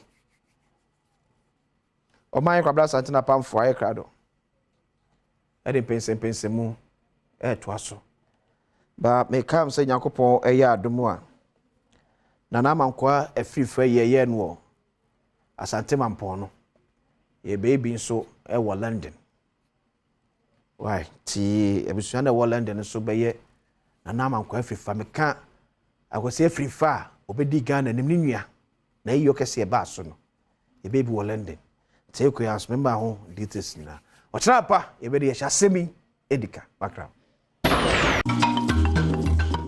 Well, yeah, there will be a so good to Badwam on Adom TV, multi TV, so that question and so as say, or then come say their brain. Yeah, shall see a brana, minute do no more minute at the 30 minutes after 5. Yeah, do banner answer. When you may adoma, non crop minute during penny at that was enough. What was a year Adom TV, they be at the catch say, your pawn on Kono, minute pound aduonu no ma enchese de asi echese nwumadi akese nso to aso we free nemnyamfo ayipe ehonom ne abusua ne manyina or say a belated happy 70th birthday to Mr. Nyako or Taifa Christ the King Church and rather now D Wawoda Mr. Joe Nyako Donald Fro Ofuriata if you ma wayonko for abusia and also honorable IPA into a happy birthday belated one and all day Emma. Mamenka also say Koswana enjoy the tasty goodness of a year Yankasa ye Malta Guinness no the here me kese say bibia da wotobi no unu say Ghana ya shenso de no efam ho enti ene kwa de ya sashi mu kina kese pa very authentic refreshing and rich with immune boosting B vitamins and e dia beka ho de ama enti kopebi na to bibia da bekodwa so a okoto doko bia ema ho de so kono Malta Guinness and this is all page kwan Franco trading so ekoso kai say oditum no mo da wase so say one year leading mobile phone accessories and electronic retail outlet and they only nyina say obokoso asisu dua de ama say open Nokia open Samsung open iPhone open smart TV bia to a range from 32 to 55 inches and our tabletop fridges and as a Franco air conditions they range from 1.5 horsepower copim 2.5 horsepower Franco si only say one ebia na pe camera betim da hwehwe ofie on office so wa sori wa na bibia obehia CCTV cameras de djuma no Franco si one was a cameras nyina bi won o man mu ba bia obehu won won na mo fresh na numbers we 0246 422338 and 055 593 9311 and I will download one app now, which is Franco Trading app now on Google's Play Store. Ubetimi ISI Jumedino. And I say, visit our website and so www.francotrading.com. Now, what's even one at the Inkita. We are back to studio. My member a charter house for on Abaso. Life without music. You can't imagine until you're doing 25 years celebrating the goodness of our music. Ghanaian music into yada charter house for yada omasi power kwanso kusukra. It was so beautiful when omo did 25 years no share so any abaso body ahodua ekokoma various musicians and institutions and individuals na also no mo sese e born abaso e go wi achi no yankasa ye ofaye papa enu abema abranti amachi de he deserved it. Unya lifetime award na a check crash at the Saba Sobody and Manity. We are grateful to him paying for it. And then the overall artist of the year, it didn't come to some of us as a surprise. Stone Boy, almost on the team, almost a great job lifting the flag of Ghana extremely high. All the artists, Nasi, in fact, the night was just one night. Reggie Rackstone, the grandpapa, and so Ebema Hoye Akono Yipa, taking us way back into music. And you know what is about Reggie Rackstone was Ekron president. Not just Unim Dioye, 60 years and more, and still looking very strong and very fresh. And the grandpapa Reggie Rackstone. And obibiase e ma hodwa mode dressing hodwa baba ho nyina ebi de na ehuye in fact na ebi so efeye mo nyina it makes the occasion so beautiful. Ghana Music Awards I'm sure say it comes to stay baby bia so the brand multimedia because we managed and we really managed the floor. DJ Black and Andy Dusty omo flow good music e ma one is from sa occasion we so or manage a broso cry. And as it once again, Charterhouse, Teresa Ayode, grateful. We appreciate more efforts. I know Kuno and your entire team. Modia share a year Ghana, a year a Jumbo. Kofi Adams, Buim constituency. kwaba. Aminia me jodo. Yeah. Sanko fatiti danso acharo pay. Ko bibi e boko there. You love music, right? Because that was all to him biwa. Oh well, music there. You say wa umpe music in there and there when obonsam betumi a share akonya ba akom. Okay. Because music it's something obia or say yeah then. Wow. Now they are found attitude kakra. It's say any music minimia this because look we hear amaya omwako through so much.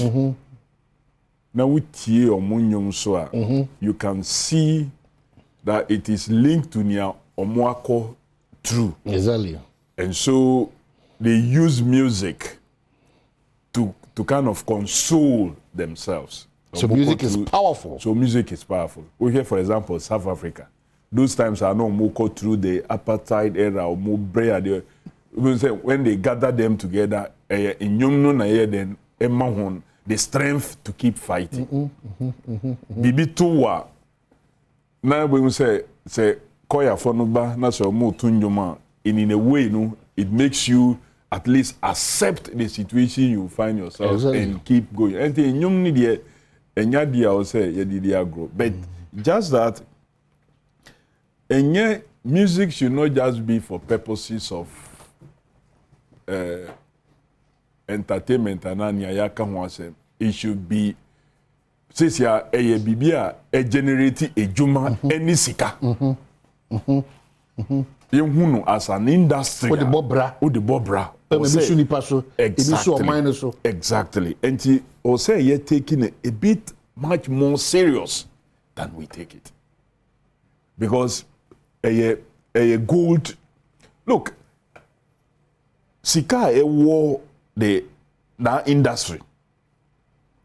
The creatives. Meaning and yes more. Look, last year one artist from US who was embarking on a tour. You see, it was going to cost them about 2.5 billion. 2.5 billion? Billion. So you can imagine sika ebe fanipa nsemo any injuma then edeba. Just one person obeye they tour around the world. Then yetiti hakwa. I'm happy you are bringing this point. And you are seeking to get our power. So those in the industry, more mana. Oh, exactly. Seriously. Because, look, it's not just say, say inquire in the name of looking for gold, a good year, a good form. There's so much in our fingers. Even drawing, sketching, it can generate a lot for you. The creatives, sports, more media, production, and the rest. It forms part. So we need to sit down and look at that industry as a serious. It's not. That's not what it should be. It should be a place we should put our big brains. Big brains, no more share. Look at Enra, how the whole country came together to celebrate Abigail, Afronita. Performance on Britain's Got Talent. That's good. That's Britain doing something. Can we support the other media platforms, our various things, and to come together and raise it at the national level? Say after media general na TV3 ayo mudie, multimedia ayo mudie, enumuso ayo mudie no, the nation can come together and bring all these talents. Say BB maybe big one, maybe Ghana Got Talent, Africa Got Talent, to also project ourselves out there. Can we make it?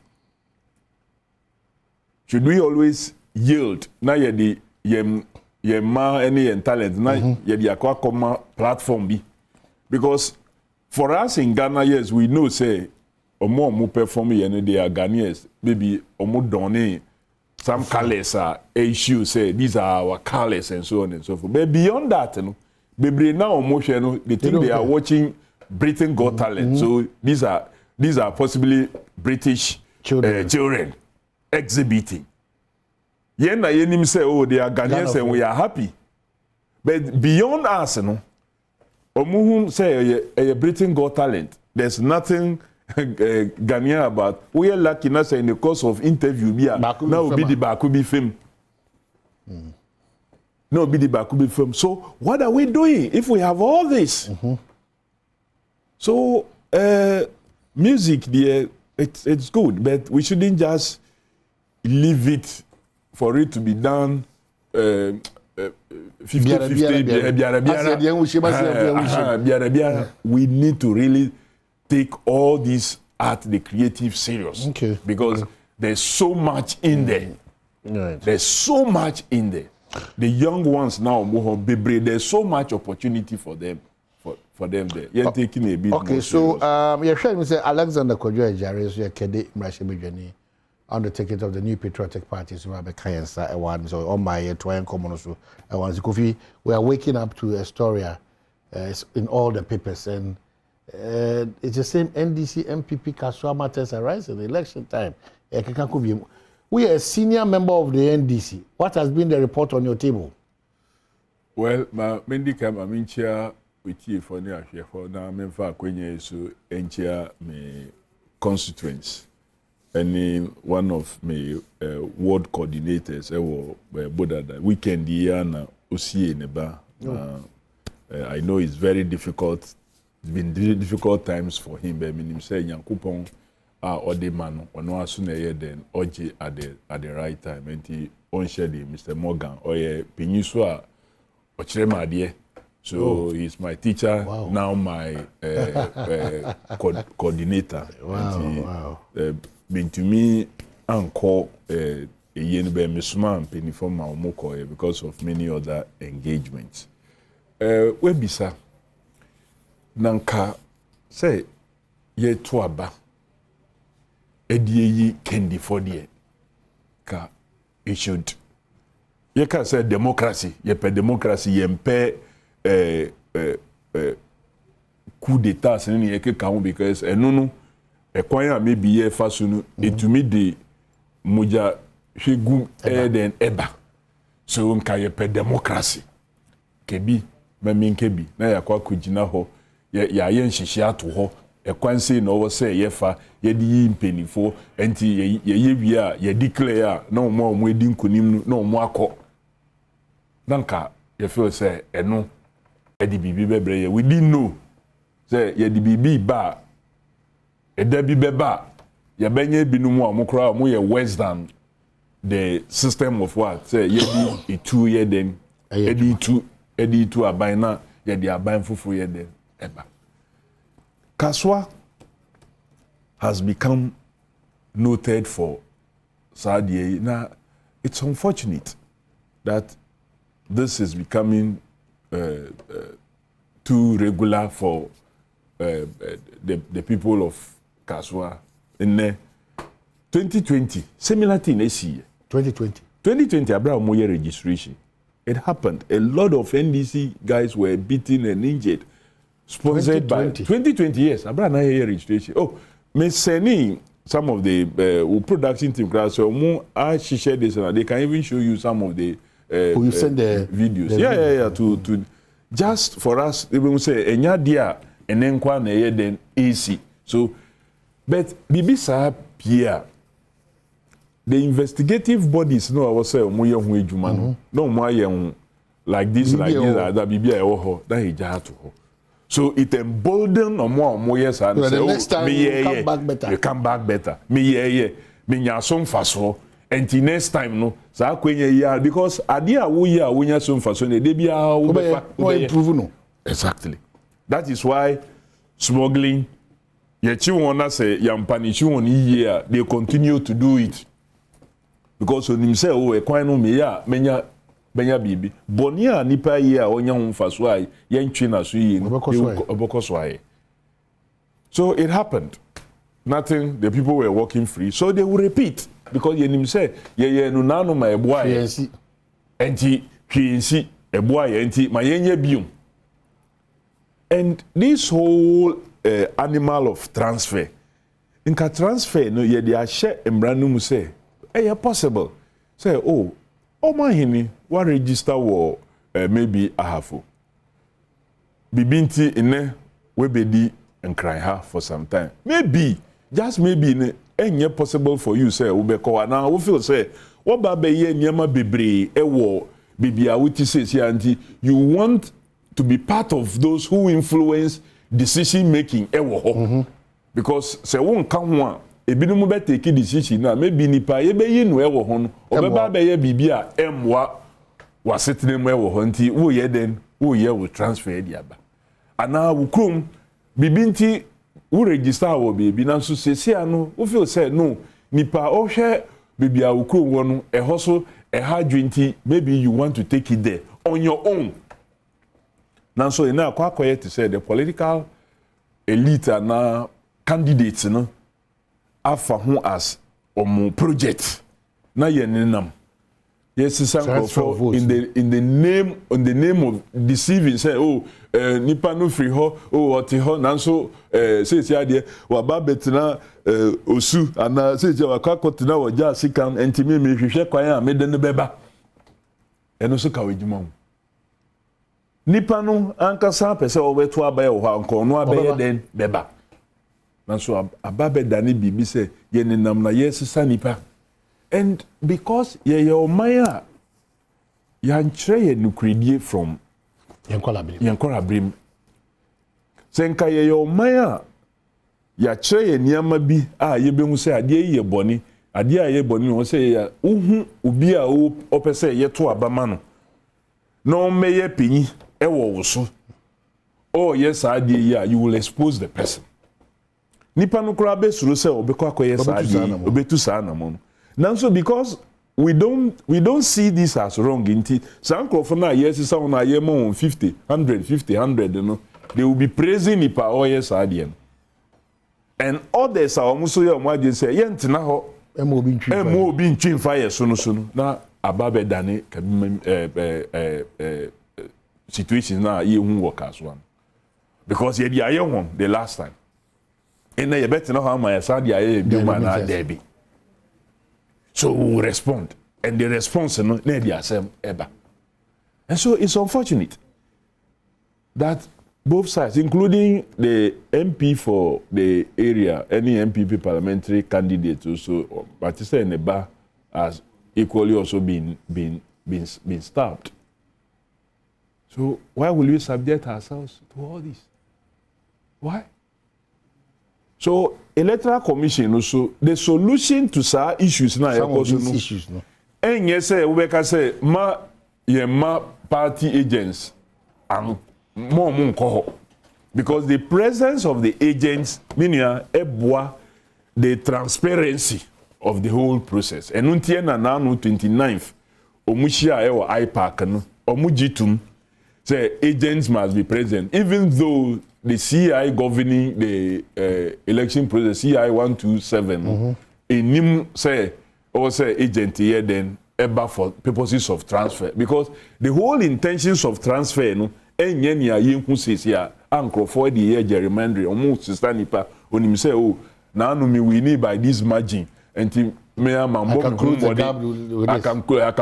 gap and I can widen the gap a bit and be sure and me share you know mambo me hu mode e wo me constituency ejuma me here you representation na me here o parliament you know my constituents may not be satisfied and this man kwan kosesa nipa omube hold the allegiance to me and me only because mostly no sa nipa no omonte constituency ho bibia about the constituency ni emfa so they are like robots.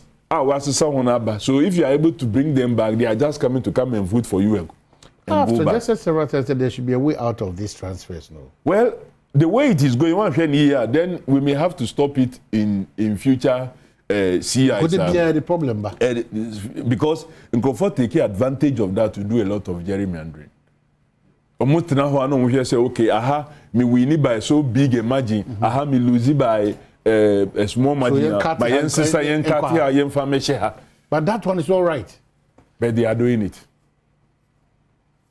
They are doing it. So the solution, the Electoral Commission, the press release now, signed by Mr. Tete, is wrong.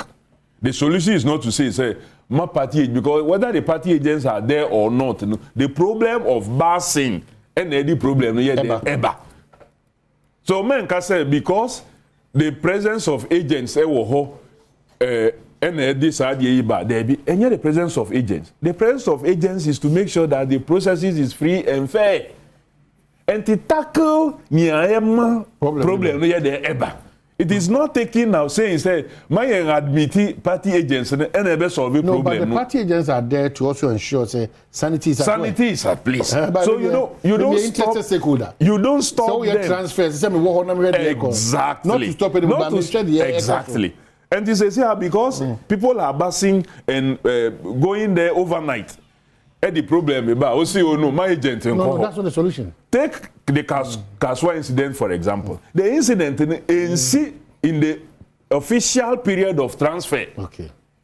Is outside even the official opening hours, because at the NC before even 5 a.m. So at 5 a.m., one office for even the agents to be present to function. So at the end, even before your office opens, it should tell you, the solution to the problem is not stopping the agents from doing their work. At the Electoral Commission, I think and it's intentional. And intentional. Maybe a say, see, you say, Uncle Fuku, if you are. My problem is what it. Say, who say, no problem. No, mine. Problems in see abra time official hours, ACC before that. But I think we a bit more prescribed a solution now. And yet the appropriate solution, but no. It only one get back. Yes, then we end up getting the best. Because first thing that comes to mind is the party reps no on map. I'm going to create unnecessary tension. We party officers be free. Now there was a party officers the kwano. So a part necessarily of the problem. We see agent na ye free home. We state benefit ye agency free home. One can say ye party of after there's a party officers and mobilize your say ye agents. But ye back because we are interested in swear. Yes. That will even be worse.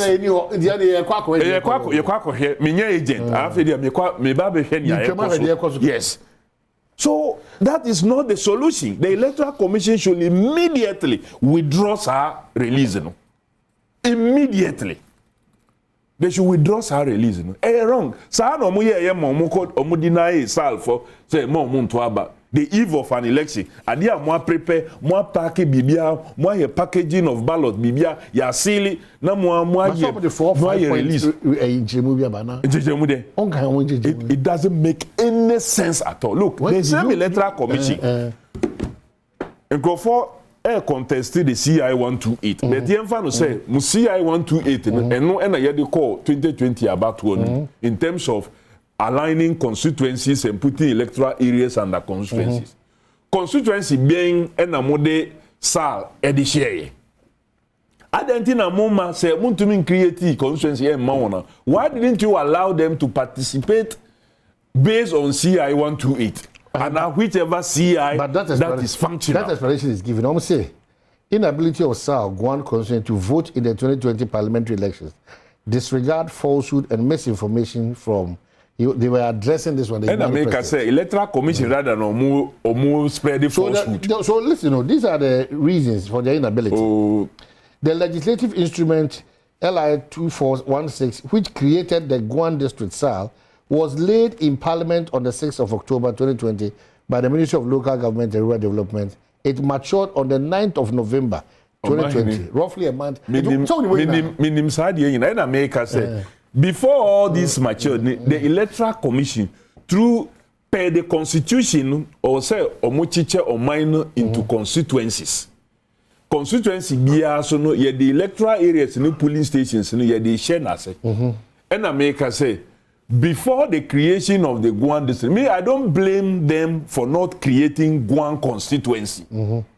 That there are two different things. Niamey can say, release now mo dey call say more to aba because you are created district. It was not right. It was not right. Because creation of districts in when electoral commission and found right. So based on the polling stations in Ashishe before Abayin Koye ni Oye no Momunto Maba Ewo. It's the same behavior no moye mo ko IPAC. Mo jatum say look for purposes of high level transparency no yema agents enkotina ho.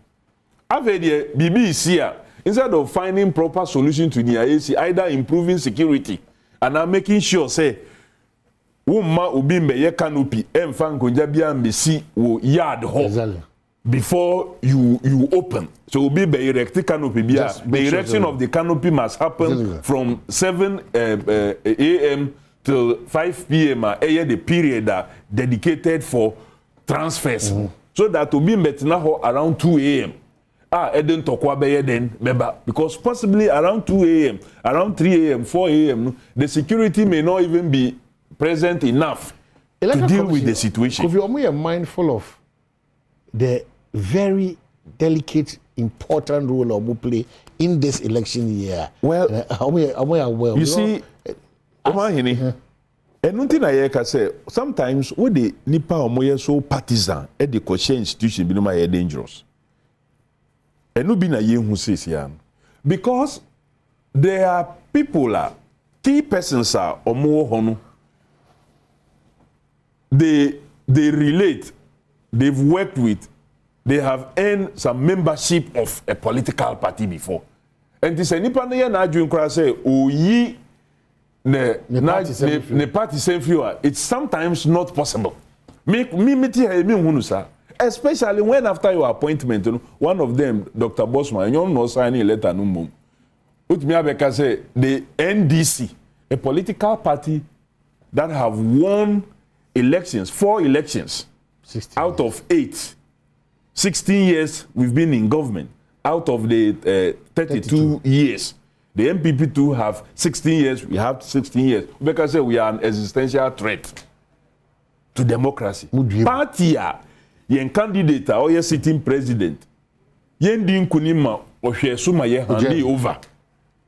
You use these words just because of your relationship with another MPP team. So in Yamabi Wohwa, that's why we always advise against the IT hunsema APP ye kaye appear hinidie modern ban say no. This is a card-bearing member, key person who in 2020 was heavily campaigning for the MPP. But we didn't know the share electoral commission say, Uncle then is it that we don't have Ubia over IT qualification like him in Ghana on show the partisanship? But I raised this question on countless occasions, and especially when the Council of State and also the person appear in the what it means is that he's going through the process. They claim say CV no share. But that's what they claim. And that is also wrong. That is why I ask anything I'm going to say Council of State yengunu. Council of State no yengunu. Because well, is that clearly what is happening? It looks more like a waste of your resources. Because this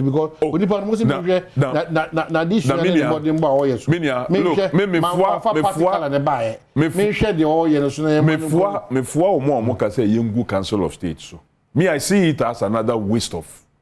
Since when did you say Council of State? I have come to realize the Council of State in many ways. In many ways. Even when the attention was drawn, they gave explanation. But the explanation that we are looking at competence in terms of your qualification. And America say, this is an electoral commission. Then an electoral commission, they conduct elections. An independent body. They conduct elections. That involves political parties. Yeah. So you must be minded of the political associations of persons who go in there. But so are you suggesting that? America say, Yenka say more to about. Yenka say more. Do you have political exposure if you go to the electoral commission as a commissioner? There's no way I should be sent to electoral commission. I'm very competent. You cannot do your job. Void of partisanship. There's no way me. You can't serve your country. There's no way I should be sent to electoral commission.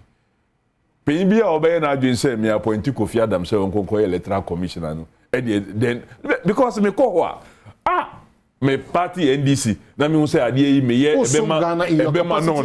no. Look, I am a politically exposed person. Me cry sa appointment me ngentum say omfa ma me nko. Me cry me nko. So the electoral commission must be careful of Nyama Omoye releases now Omodeko and so and actions are Omuteki. This letter must be withdrawn immediately. And I will tell my party people say they should disobey that letter because Omo presence added to the transparency level. Because two transfers now before you get to point number 2, disobey at the part. Well, whatever they should continue to be present there to add to the transfer as agreed at the IPAC meeting. Because so electoral commission they agree with IPAC on the 29th Wednesday, 29th May. What was the challenge of the electoral commission then? Almost contrary to what IPAC. Because incidents be ACC in some of the offices about this transfer into my NG agents in Tum. So if you have 276 constituencies and therefore centers, now in about 4, 5, or 10, when you're signing that, then you say the entirety my NG agent Biantum. Is that how you solve the problem? Is that how you solve the problem? Your point number 2.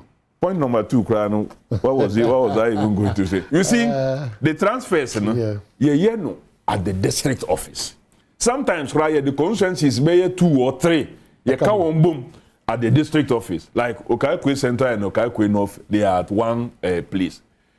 Which Jaima just the district officer saw Muya, how will they know clearly so say Nipa Waba for transfer now say meti this particular area and no crese Nipa no etiho.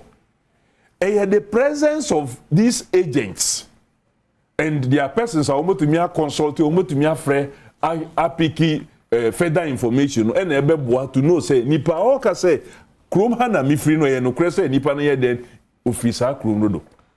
So what informed the electoral commission to take that decision? I don't know.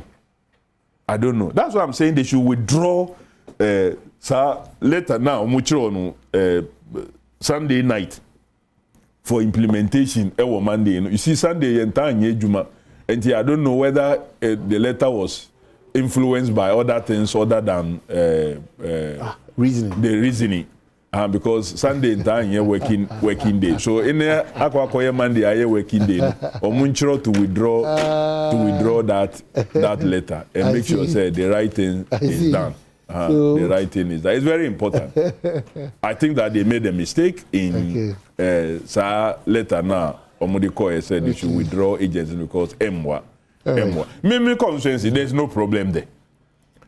There's no problem there because it is very clear. So what we need? It's very clear. So those that are 50-50. It's very baby 50-50. Close no and issues no. Issues no. So if the security is also up to tax, Komusube say, oh, so area high no, my beefy up. And especially like I said, I would to say Isa when him say 2020 ABC. So you must watch. Men say men spread their strength all over and into areas because those places you don't need to spend so much. Okay. Focus on baby I won't say 50-50. Okay, Jai. Very unusual of you. Welcome. What really happened? We call your point. You're on time. Maybe I didn't see. In you only be able to as you walk around. Which one is that? Why so. He said, I never call him. I say 7 years. He said, if I'm not going well, also because of the nature of your development, because Indiano, you hear the song, you name say, enya ni routine no so enya.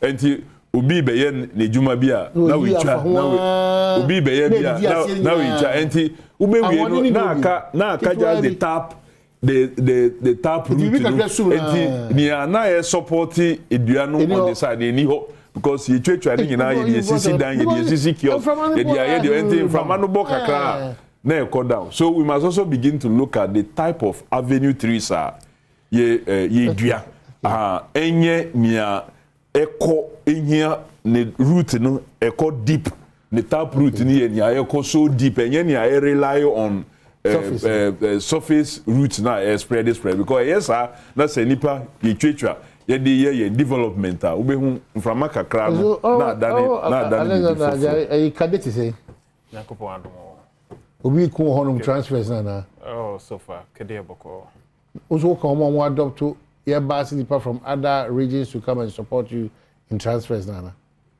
Obahe kede the difference is about 20,000 so what I say 2 years ade na enya fe na ye kwa kopas obi nemom ekwan so da honum say obi a oye kedeni na ebi oto na ba oba bi foforo na odwen say ebi a mementi obeso odi ni vote ne yeden ebe fie e no modeba nti omankasa eguso eyomo transfers a menko ho nkrampo so dwumadie no ekọ boko na asumdue so ewum ewo hon maybe because comfortable lead and ko fiadams ke ono no comfortable we dey nyame anye bibia ono dey wadi nkurime wo parliament next one also parliament next one it is a more relaxed sana because the electoral commission for Kratana many Kofika wana my party rep bia nko doing transfers. Oh, you're aware of that? Yeah. Do you like it? Ope? Oh, yeah. But is that the solution to the chaos? You see, that could be a solution to the chaos because if you did to say easy for Juma, you jama easy for say omonomo ya, na ye nyina yet in China. Ghana for say the be Americano, and a kwakotwaba. Ena obi a wono na dwesa fie me kwakotuma ba e wo kede me transfer kwakede no. Onum ko be fa so na de beko. Odu a easy no ko. Enti enye MPP anase CPP anase NDC ni e da eba be kire ne se be ko transfer vote no fa kwa ha. Iti se de na menua e ka no I say ba bia e honom no na be se na nye we no e na ehu kakra no e na manfo e prom ho but say ye parties mi no akese mi no se ye de ho bagim pepepe de a e betumi ama yisi adwuma nankasa e den asay yet isi ne so de mraba say we should stay out of it. Yet, yes, you're going to say if you don't get involved, Pepe so ever have you. Me just say, so look at the transfer where this person has been really beaten mercilessly, and an NPP person has always been stabbed. You know. You see, Omahene, I don't pay me by no meet anyway. So what you say, registration and what you ask someone we just say kunya and the Kasaka Krebi keke no. And nipa da se ne atumi ahwe ne nuanim afada de no de awo no. Na se be ye chichirim podie na ye beswa. O se aya da bia na meka se ye nuanom NDC for afa ne se a year 2024 election year ye ko ide is a do or die. Which and say eba ne sa because Ghana for and ye ba be se to me. Is that the impression you are getting from the NDC? Ah papa na eba ne sen keke and na wutumi twese kan na wo de wo just because of registration misunderstanding.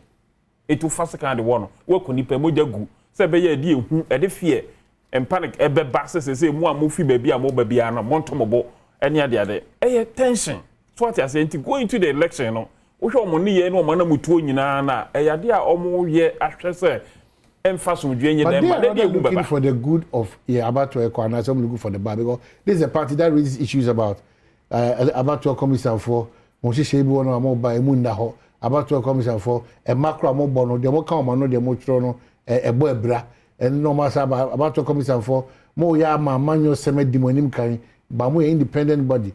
All the points that the NDC continues to raise, a critical point for the survival of our democracy. Who is that? Over here, in 2% say NDC for Nkwa and Emma, all these critical points are a bit to me avoid democracy. And you know, correct. You see, both parties, you know. NDC, they've been in power before. They've been in power before. And you knew almost yeah, into Nanoa, almost no, and almost we are senior saying in a day, a deba. As a football, say who are with the one of which I hold when I wear then, Ukochi. But he's in the Juma. Is on top of one Juma say, the ye no, and then the Beboa. It almost no better to, but in the end, no, he's in the year right and qua and why I won't accept say, NDC for and say, Sebi, Monto to Monia May. Na sebi homo election no mo kono so mo so person benefit it e ba ne say no mo ba be cheche say emra no fatu to say ne ye mo na echi ano e de amom ana say ye e ma boa Ghana for you see omahene is about Ghanaians easy and Ghana for and ye adwuma both MPP NDC and all other parties members nyina we are all Ghanaians it ye nyintim say ye Ghana for ena ye nhyehyɛ ya ebeboa ye me ye democracy na den akɔ anim but say bia obi be kyerɛ na adwene anase bi ne de ni nyina ne boa democracy no a growth because ye shase ye no say the dan ye kan ye shase fi ba bi kra ena nsachara egu so ye den eba nti as ye kɔ na ye gi ye ho akyinyi ne ye kyerɛkyerɛ adwene to adwene na no na isi no so tena se no so reforming nti in the end no Ghana for ebenya the best. But it's not only going to come from the NDC, it's coming from all the political parties and all stakeholders that to contribute to Abwa. Because democracy no enya ba akope and you bit to me I can say you're solid because you nyini bebrebe sa even mu see mu no enya ne but omkro issues. Okay, so you back by a bar. We'll start with you on this matter of relevance of a Council of State, you know. And then we'll come back to your flag bearer promises, and I also suggest we should relook at road tolls, you know, back in a different form or shape. But don't forget NDC flag bearer so eguso ka okada onkomo. If you've watched the space, and no more deba ma okada for no, quite interesting that conversation. So we'll have it. Yeah, try home. Minute ba kwa ba na ye try and come so awa yakwaba. 20 million so America say Franco for Nokia, Samsung, iPhone, smart TVs, tabletop fridge, Franco air conditioning, CCTV cameras, or on Australia, one airtone. First number way 0246 42 2338 and 055 593 9311 on social media handles. Franco Trading, Google Play Store as well, or download banner for the Dijuma. And that's www.francotrading.com. Now I copy biato. Koso anape the more tasty goodness of our new Malta Guinness copy bito. Na more question kusukra. Hwe hunu se Ghana ahyem so de no efa ho kama.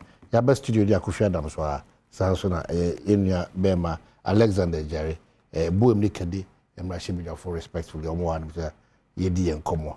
Me Jerry na odo anu si on electoral commission. You think so far they've demonstrated a certain character, trust, and and then transparency for all major stakeholders to believe that we are on course for 2024. Yeah. So far, no. We face the Juma over the years now, and then I think Ghanaians should have confidence because you see, you need confidence. Easy prepare there, and then election no crano. Here. And confidence, Nah, so yes, because one of the yes, but anyone to Abiduno because say easy kase say be voter transfer and say political parties edi ya hojima easy wakanasa it's up to yen say ye be discipline yesterday we ni Ghana for di na say yan ye eno na say ye twa ye ho ne ba be gina say easy no oro ne ba be blame na why because political parties abribia ye pass am edema easy no this is supposed to be independent and so there be idea who run ne mam into obstructions also easy akwam but if this sabre we say no baby easy no aye ne nyuma e de akwakudu no I think Ghanaians and all the political parties should have confidence in the easy set 2024 no omo beto to omo niam ye nemum asumdwe beba ne de ejina yeso okay you see menim minia Alex in Yadwin cra the easy must themselves engender our confidence say we easy na ye kwa kochoro di na wugina wonanso chinchina say media memma kwan ma guarantor system ye den enye ejuma na Ghana card nko na ye de be ye ejuma na ye ka kire say look wo hwe Ghana for bebre a omanya 18 and above no omunsa nyanka sa Ghana card no wo say o de be enya no kore na wo wie wo koye registration 2023 de na wo ye no be 61 point something %. And no use guarantor system. 8 years so I will call ye be 63% so far before deduplication I be deduplication moment maybe o mo double registration e keka ho no ye be 63 point something %. And no use guarantor system. And you say one kasa as easy no. Emrana ye share will say you should expand the frontiers of registration no. We are constricting frontiers no. So people you cannot engender confidence with behaviors such as this. Ebium we will be a who science estimate say oh Ghana for do say ena ebe register. You catch you say science estimate na what they call no enya no correct because Ghana Statistical Service now share the birth rates. We share birth rates now they are calculating the number of persons who could have turned 18 after the last registration of 2020 and no nebe the estimated number of persons you anticipate to register in 2023. Electoral Commission said, "Pao, our estimate was rather correct and their estimate was wrong." Now they are the same thing. Almost say, "Oh, we intend to register by about just 600,000." They were registering almost about what 800,000. You estimate no using the same institutions that and you say baby you use the Ghana Statistical Service data to do your analysis. And then data in Electoral Commission, analysis in tier, or estimate no. Then of course results declaration. What declare presidential results on 5 times a day. One presidential elections, what declare South Africa, once fine, toho. Bibiani. There in registration shares here, no more histograms be Emma actually almost say use a Corel Draw. How can you use Corel Draw to do? No Corel Draw. That rule multimedia. Mo ye phone ins and text message. Example say mufa data na. Mo the Corel Draw na mo be. So how can Electoral Commission that has a whole IT unit, a whole Electoral Commission, who be catch and say mo the Corel Draw na mo the? How can you engender confidence in all these situations? So that confidence is not given. Say, oh, because we are Electoral Commission, no, it's not given unless they are doing it to suit you. No, okay, say, okay. So we don't just give it to you. So the menu I can. We see Electoral Commission is a human institution. Okay, na akoba say, you know, this for no from the get go, no more two or nisi, ma so. Any the entire Electoral Commission. Don't look at I have just given you which of them you dispute. No, which of them you dispute? Eti omo two money essence so say asabi of asabi no. So you see then me the baby do the reasons and so. You see enipa wo adwuma na ye even sir limited registration exercise here no. EC offices na and as a centers no registration centers no okọ no ma ye nkrofo no at the early stages no they were not there to register but I called the latter part no kra no Ghana for ye nipa bia sabi last minute no no makowo bebrebe na afi no akwakoba ne say I just say it's an extension. You know, extension there because of one first 2 days apart from that, there's been times you won't say nipa be brain to me. Apart from so almost systems and they echo now near the no nipa be brain because last minute in a Ghana for pay.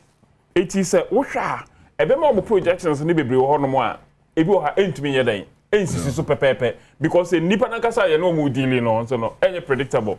Ubetumi actually number say ebia number say and a bit adwuma but in the end projections or they do more projections main say government be line na wa project to use the Ghana data the data from the Ghana Statistical Service about nipa hena ye won Ghana the Ghanaians no so you just look at it. Look at the last time we have registration. Now I calculate say okay in 2021 this number of persons, all things being equal, will turn 18. 2021, this will 10. 2022, this will 10. 2023, this will 10. Then you use that to estimate. May interest because Ghana for Beba now Mumba. Who estimating us or Mwamba? Fine. Or Mumba Swa, you meet. But your estimate is always far below Mia AC. Why? You see, when you want some source of data. Source of data. Why don't you take the source of data here or mining data? Here Ghana data no confirm what Moko fan wo Dr. Baumia office. Moko fan data no. No.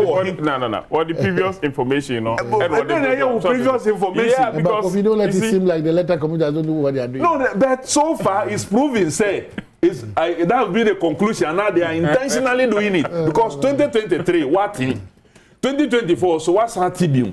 Then histograms now what they also a coral draw and so on and so forth. So simple codes activation codes. Why wouldn't him say machines now what they call here for registration? It has to be activated. Now if you be registration now, almost say activation code one crime. Now machine also uti. I think that your friend to me activate a lot of the machines on the first day, 7th May. A lot of centers to me and Yejuma. My name is Honorable Alexander. Juma dia minim Juma pa. Ah, okay. And I'm telling you more selective. Selective.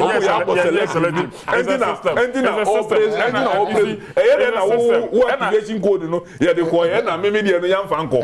You see, na wo activation code dia the coin na me dia no yam fanko. If you almost start along the way no, baby has way no system or that. Oh no, I know they say network. Make activation codes. Activation codes are in control of the Electoral Commission. Una woni say me the phone yi ama Alex say what the be ejuma. Code bi gusua manfa code na mana ontumi mfa phone ni nye den enye ejuma. There's that difference between network. Say me the code in the man na say obie phone wie na network ambaswa. That's different. But they need one fa code na command to be able to even open the phone. That's what happened. Okay. In many of the centers. So the guarantor system on say with time no ebe kofem.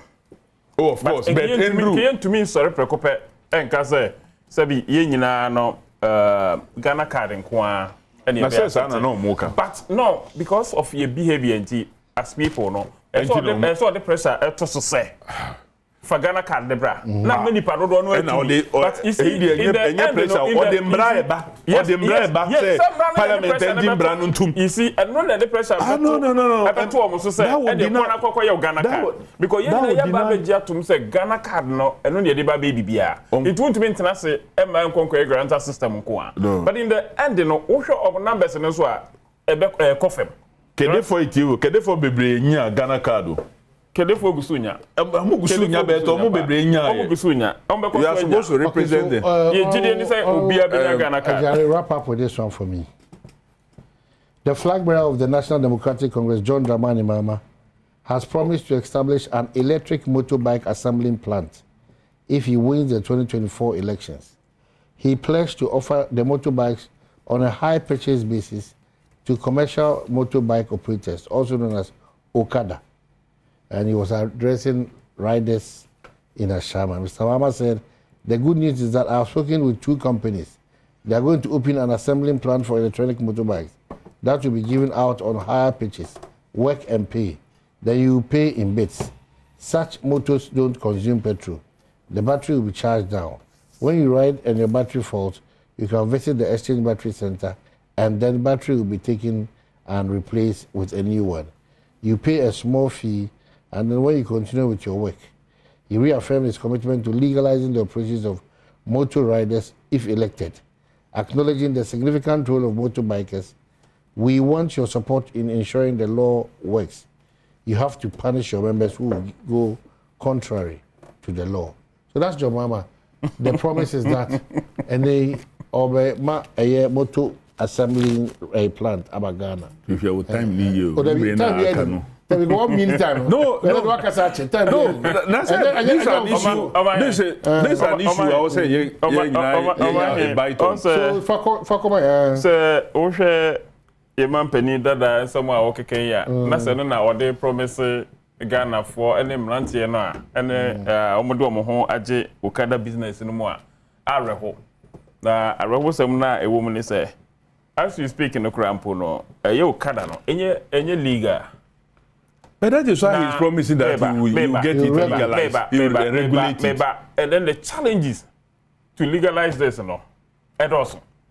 because yen na yen nim say omo operation no because of politics in no yen to be share dan kan ye na abra meba say okada hwe say okada for egu street nso bebrebe no sabi maybe o hono mo a eboa maybe o so a ha dwene but ye den ene edu mu nyina but that is what the regulation deals with.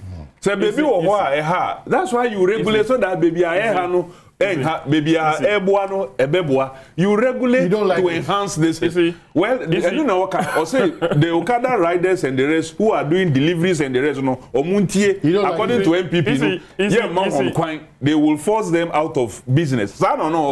His Excellency John Dramani Mahama said you better regulate him ama mu ejuma no akoso on top of that yeah be man motorbikes are sa fuel la yeah tutumu by heart battery ya charging no wo run na say run down na wakoji foforo na wo ye den wo bibi kitwa. That is what His Excellency John Dramani Mahama is promising to that particular persons who have chosen to be in that industry. The MPP say problem no those too big for them. And you mo yan wo bibi o say na wo sian crop na and wo sian na wo ko teacher for atema where Dr. Baumia is talking about electric vehicles. You see, this is the problem. He's talking about Dr. Baumia ko share software no ka electric buses one sem. Who ko share software ka software die nsem. Who ko share Okada for yen ko ka buses asem. Dr. Baumia promised them say anything ye mo Okada for no obese omuto about 2020 a obese sa Okada no am on cars. Na wadada hon cars no mai say fuel no akosoro omutumi ye omu ejuma. That's what is happening. Electric vehicles now yes Dr. Baumia electric vehicles we withdraw to now say wonderful initiative. Oh kasa electric vehicles now Dr. Baumia e dey be no wo be charge wa dey ofie. Why electric vehicle be charge ofie? Oh why not charge electric vehicle? I'm telling you that charging vehicles that has the guidance. And who know one Hey, so you don't know? So electric vehicles you can charge in your own home. There's a special unit that is built for currently as we speak. There was sample charging points. So there are normal vehicles today. And normal electric vehicle. I'm telling you, I'm telling you, I know. Normal electric vehicle. I know what I'm talking about. So you have to build a system. Listen, oh, that be. You see, almost started. I'm telling you. Say iron. I'm telling you. You say iron. I'm telling you. I'm telling you. I'm charge what there. It do na wa plug one there. E wo fie. E ma power na then what to.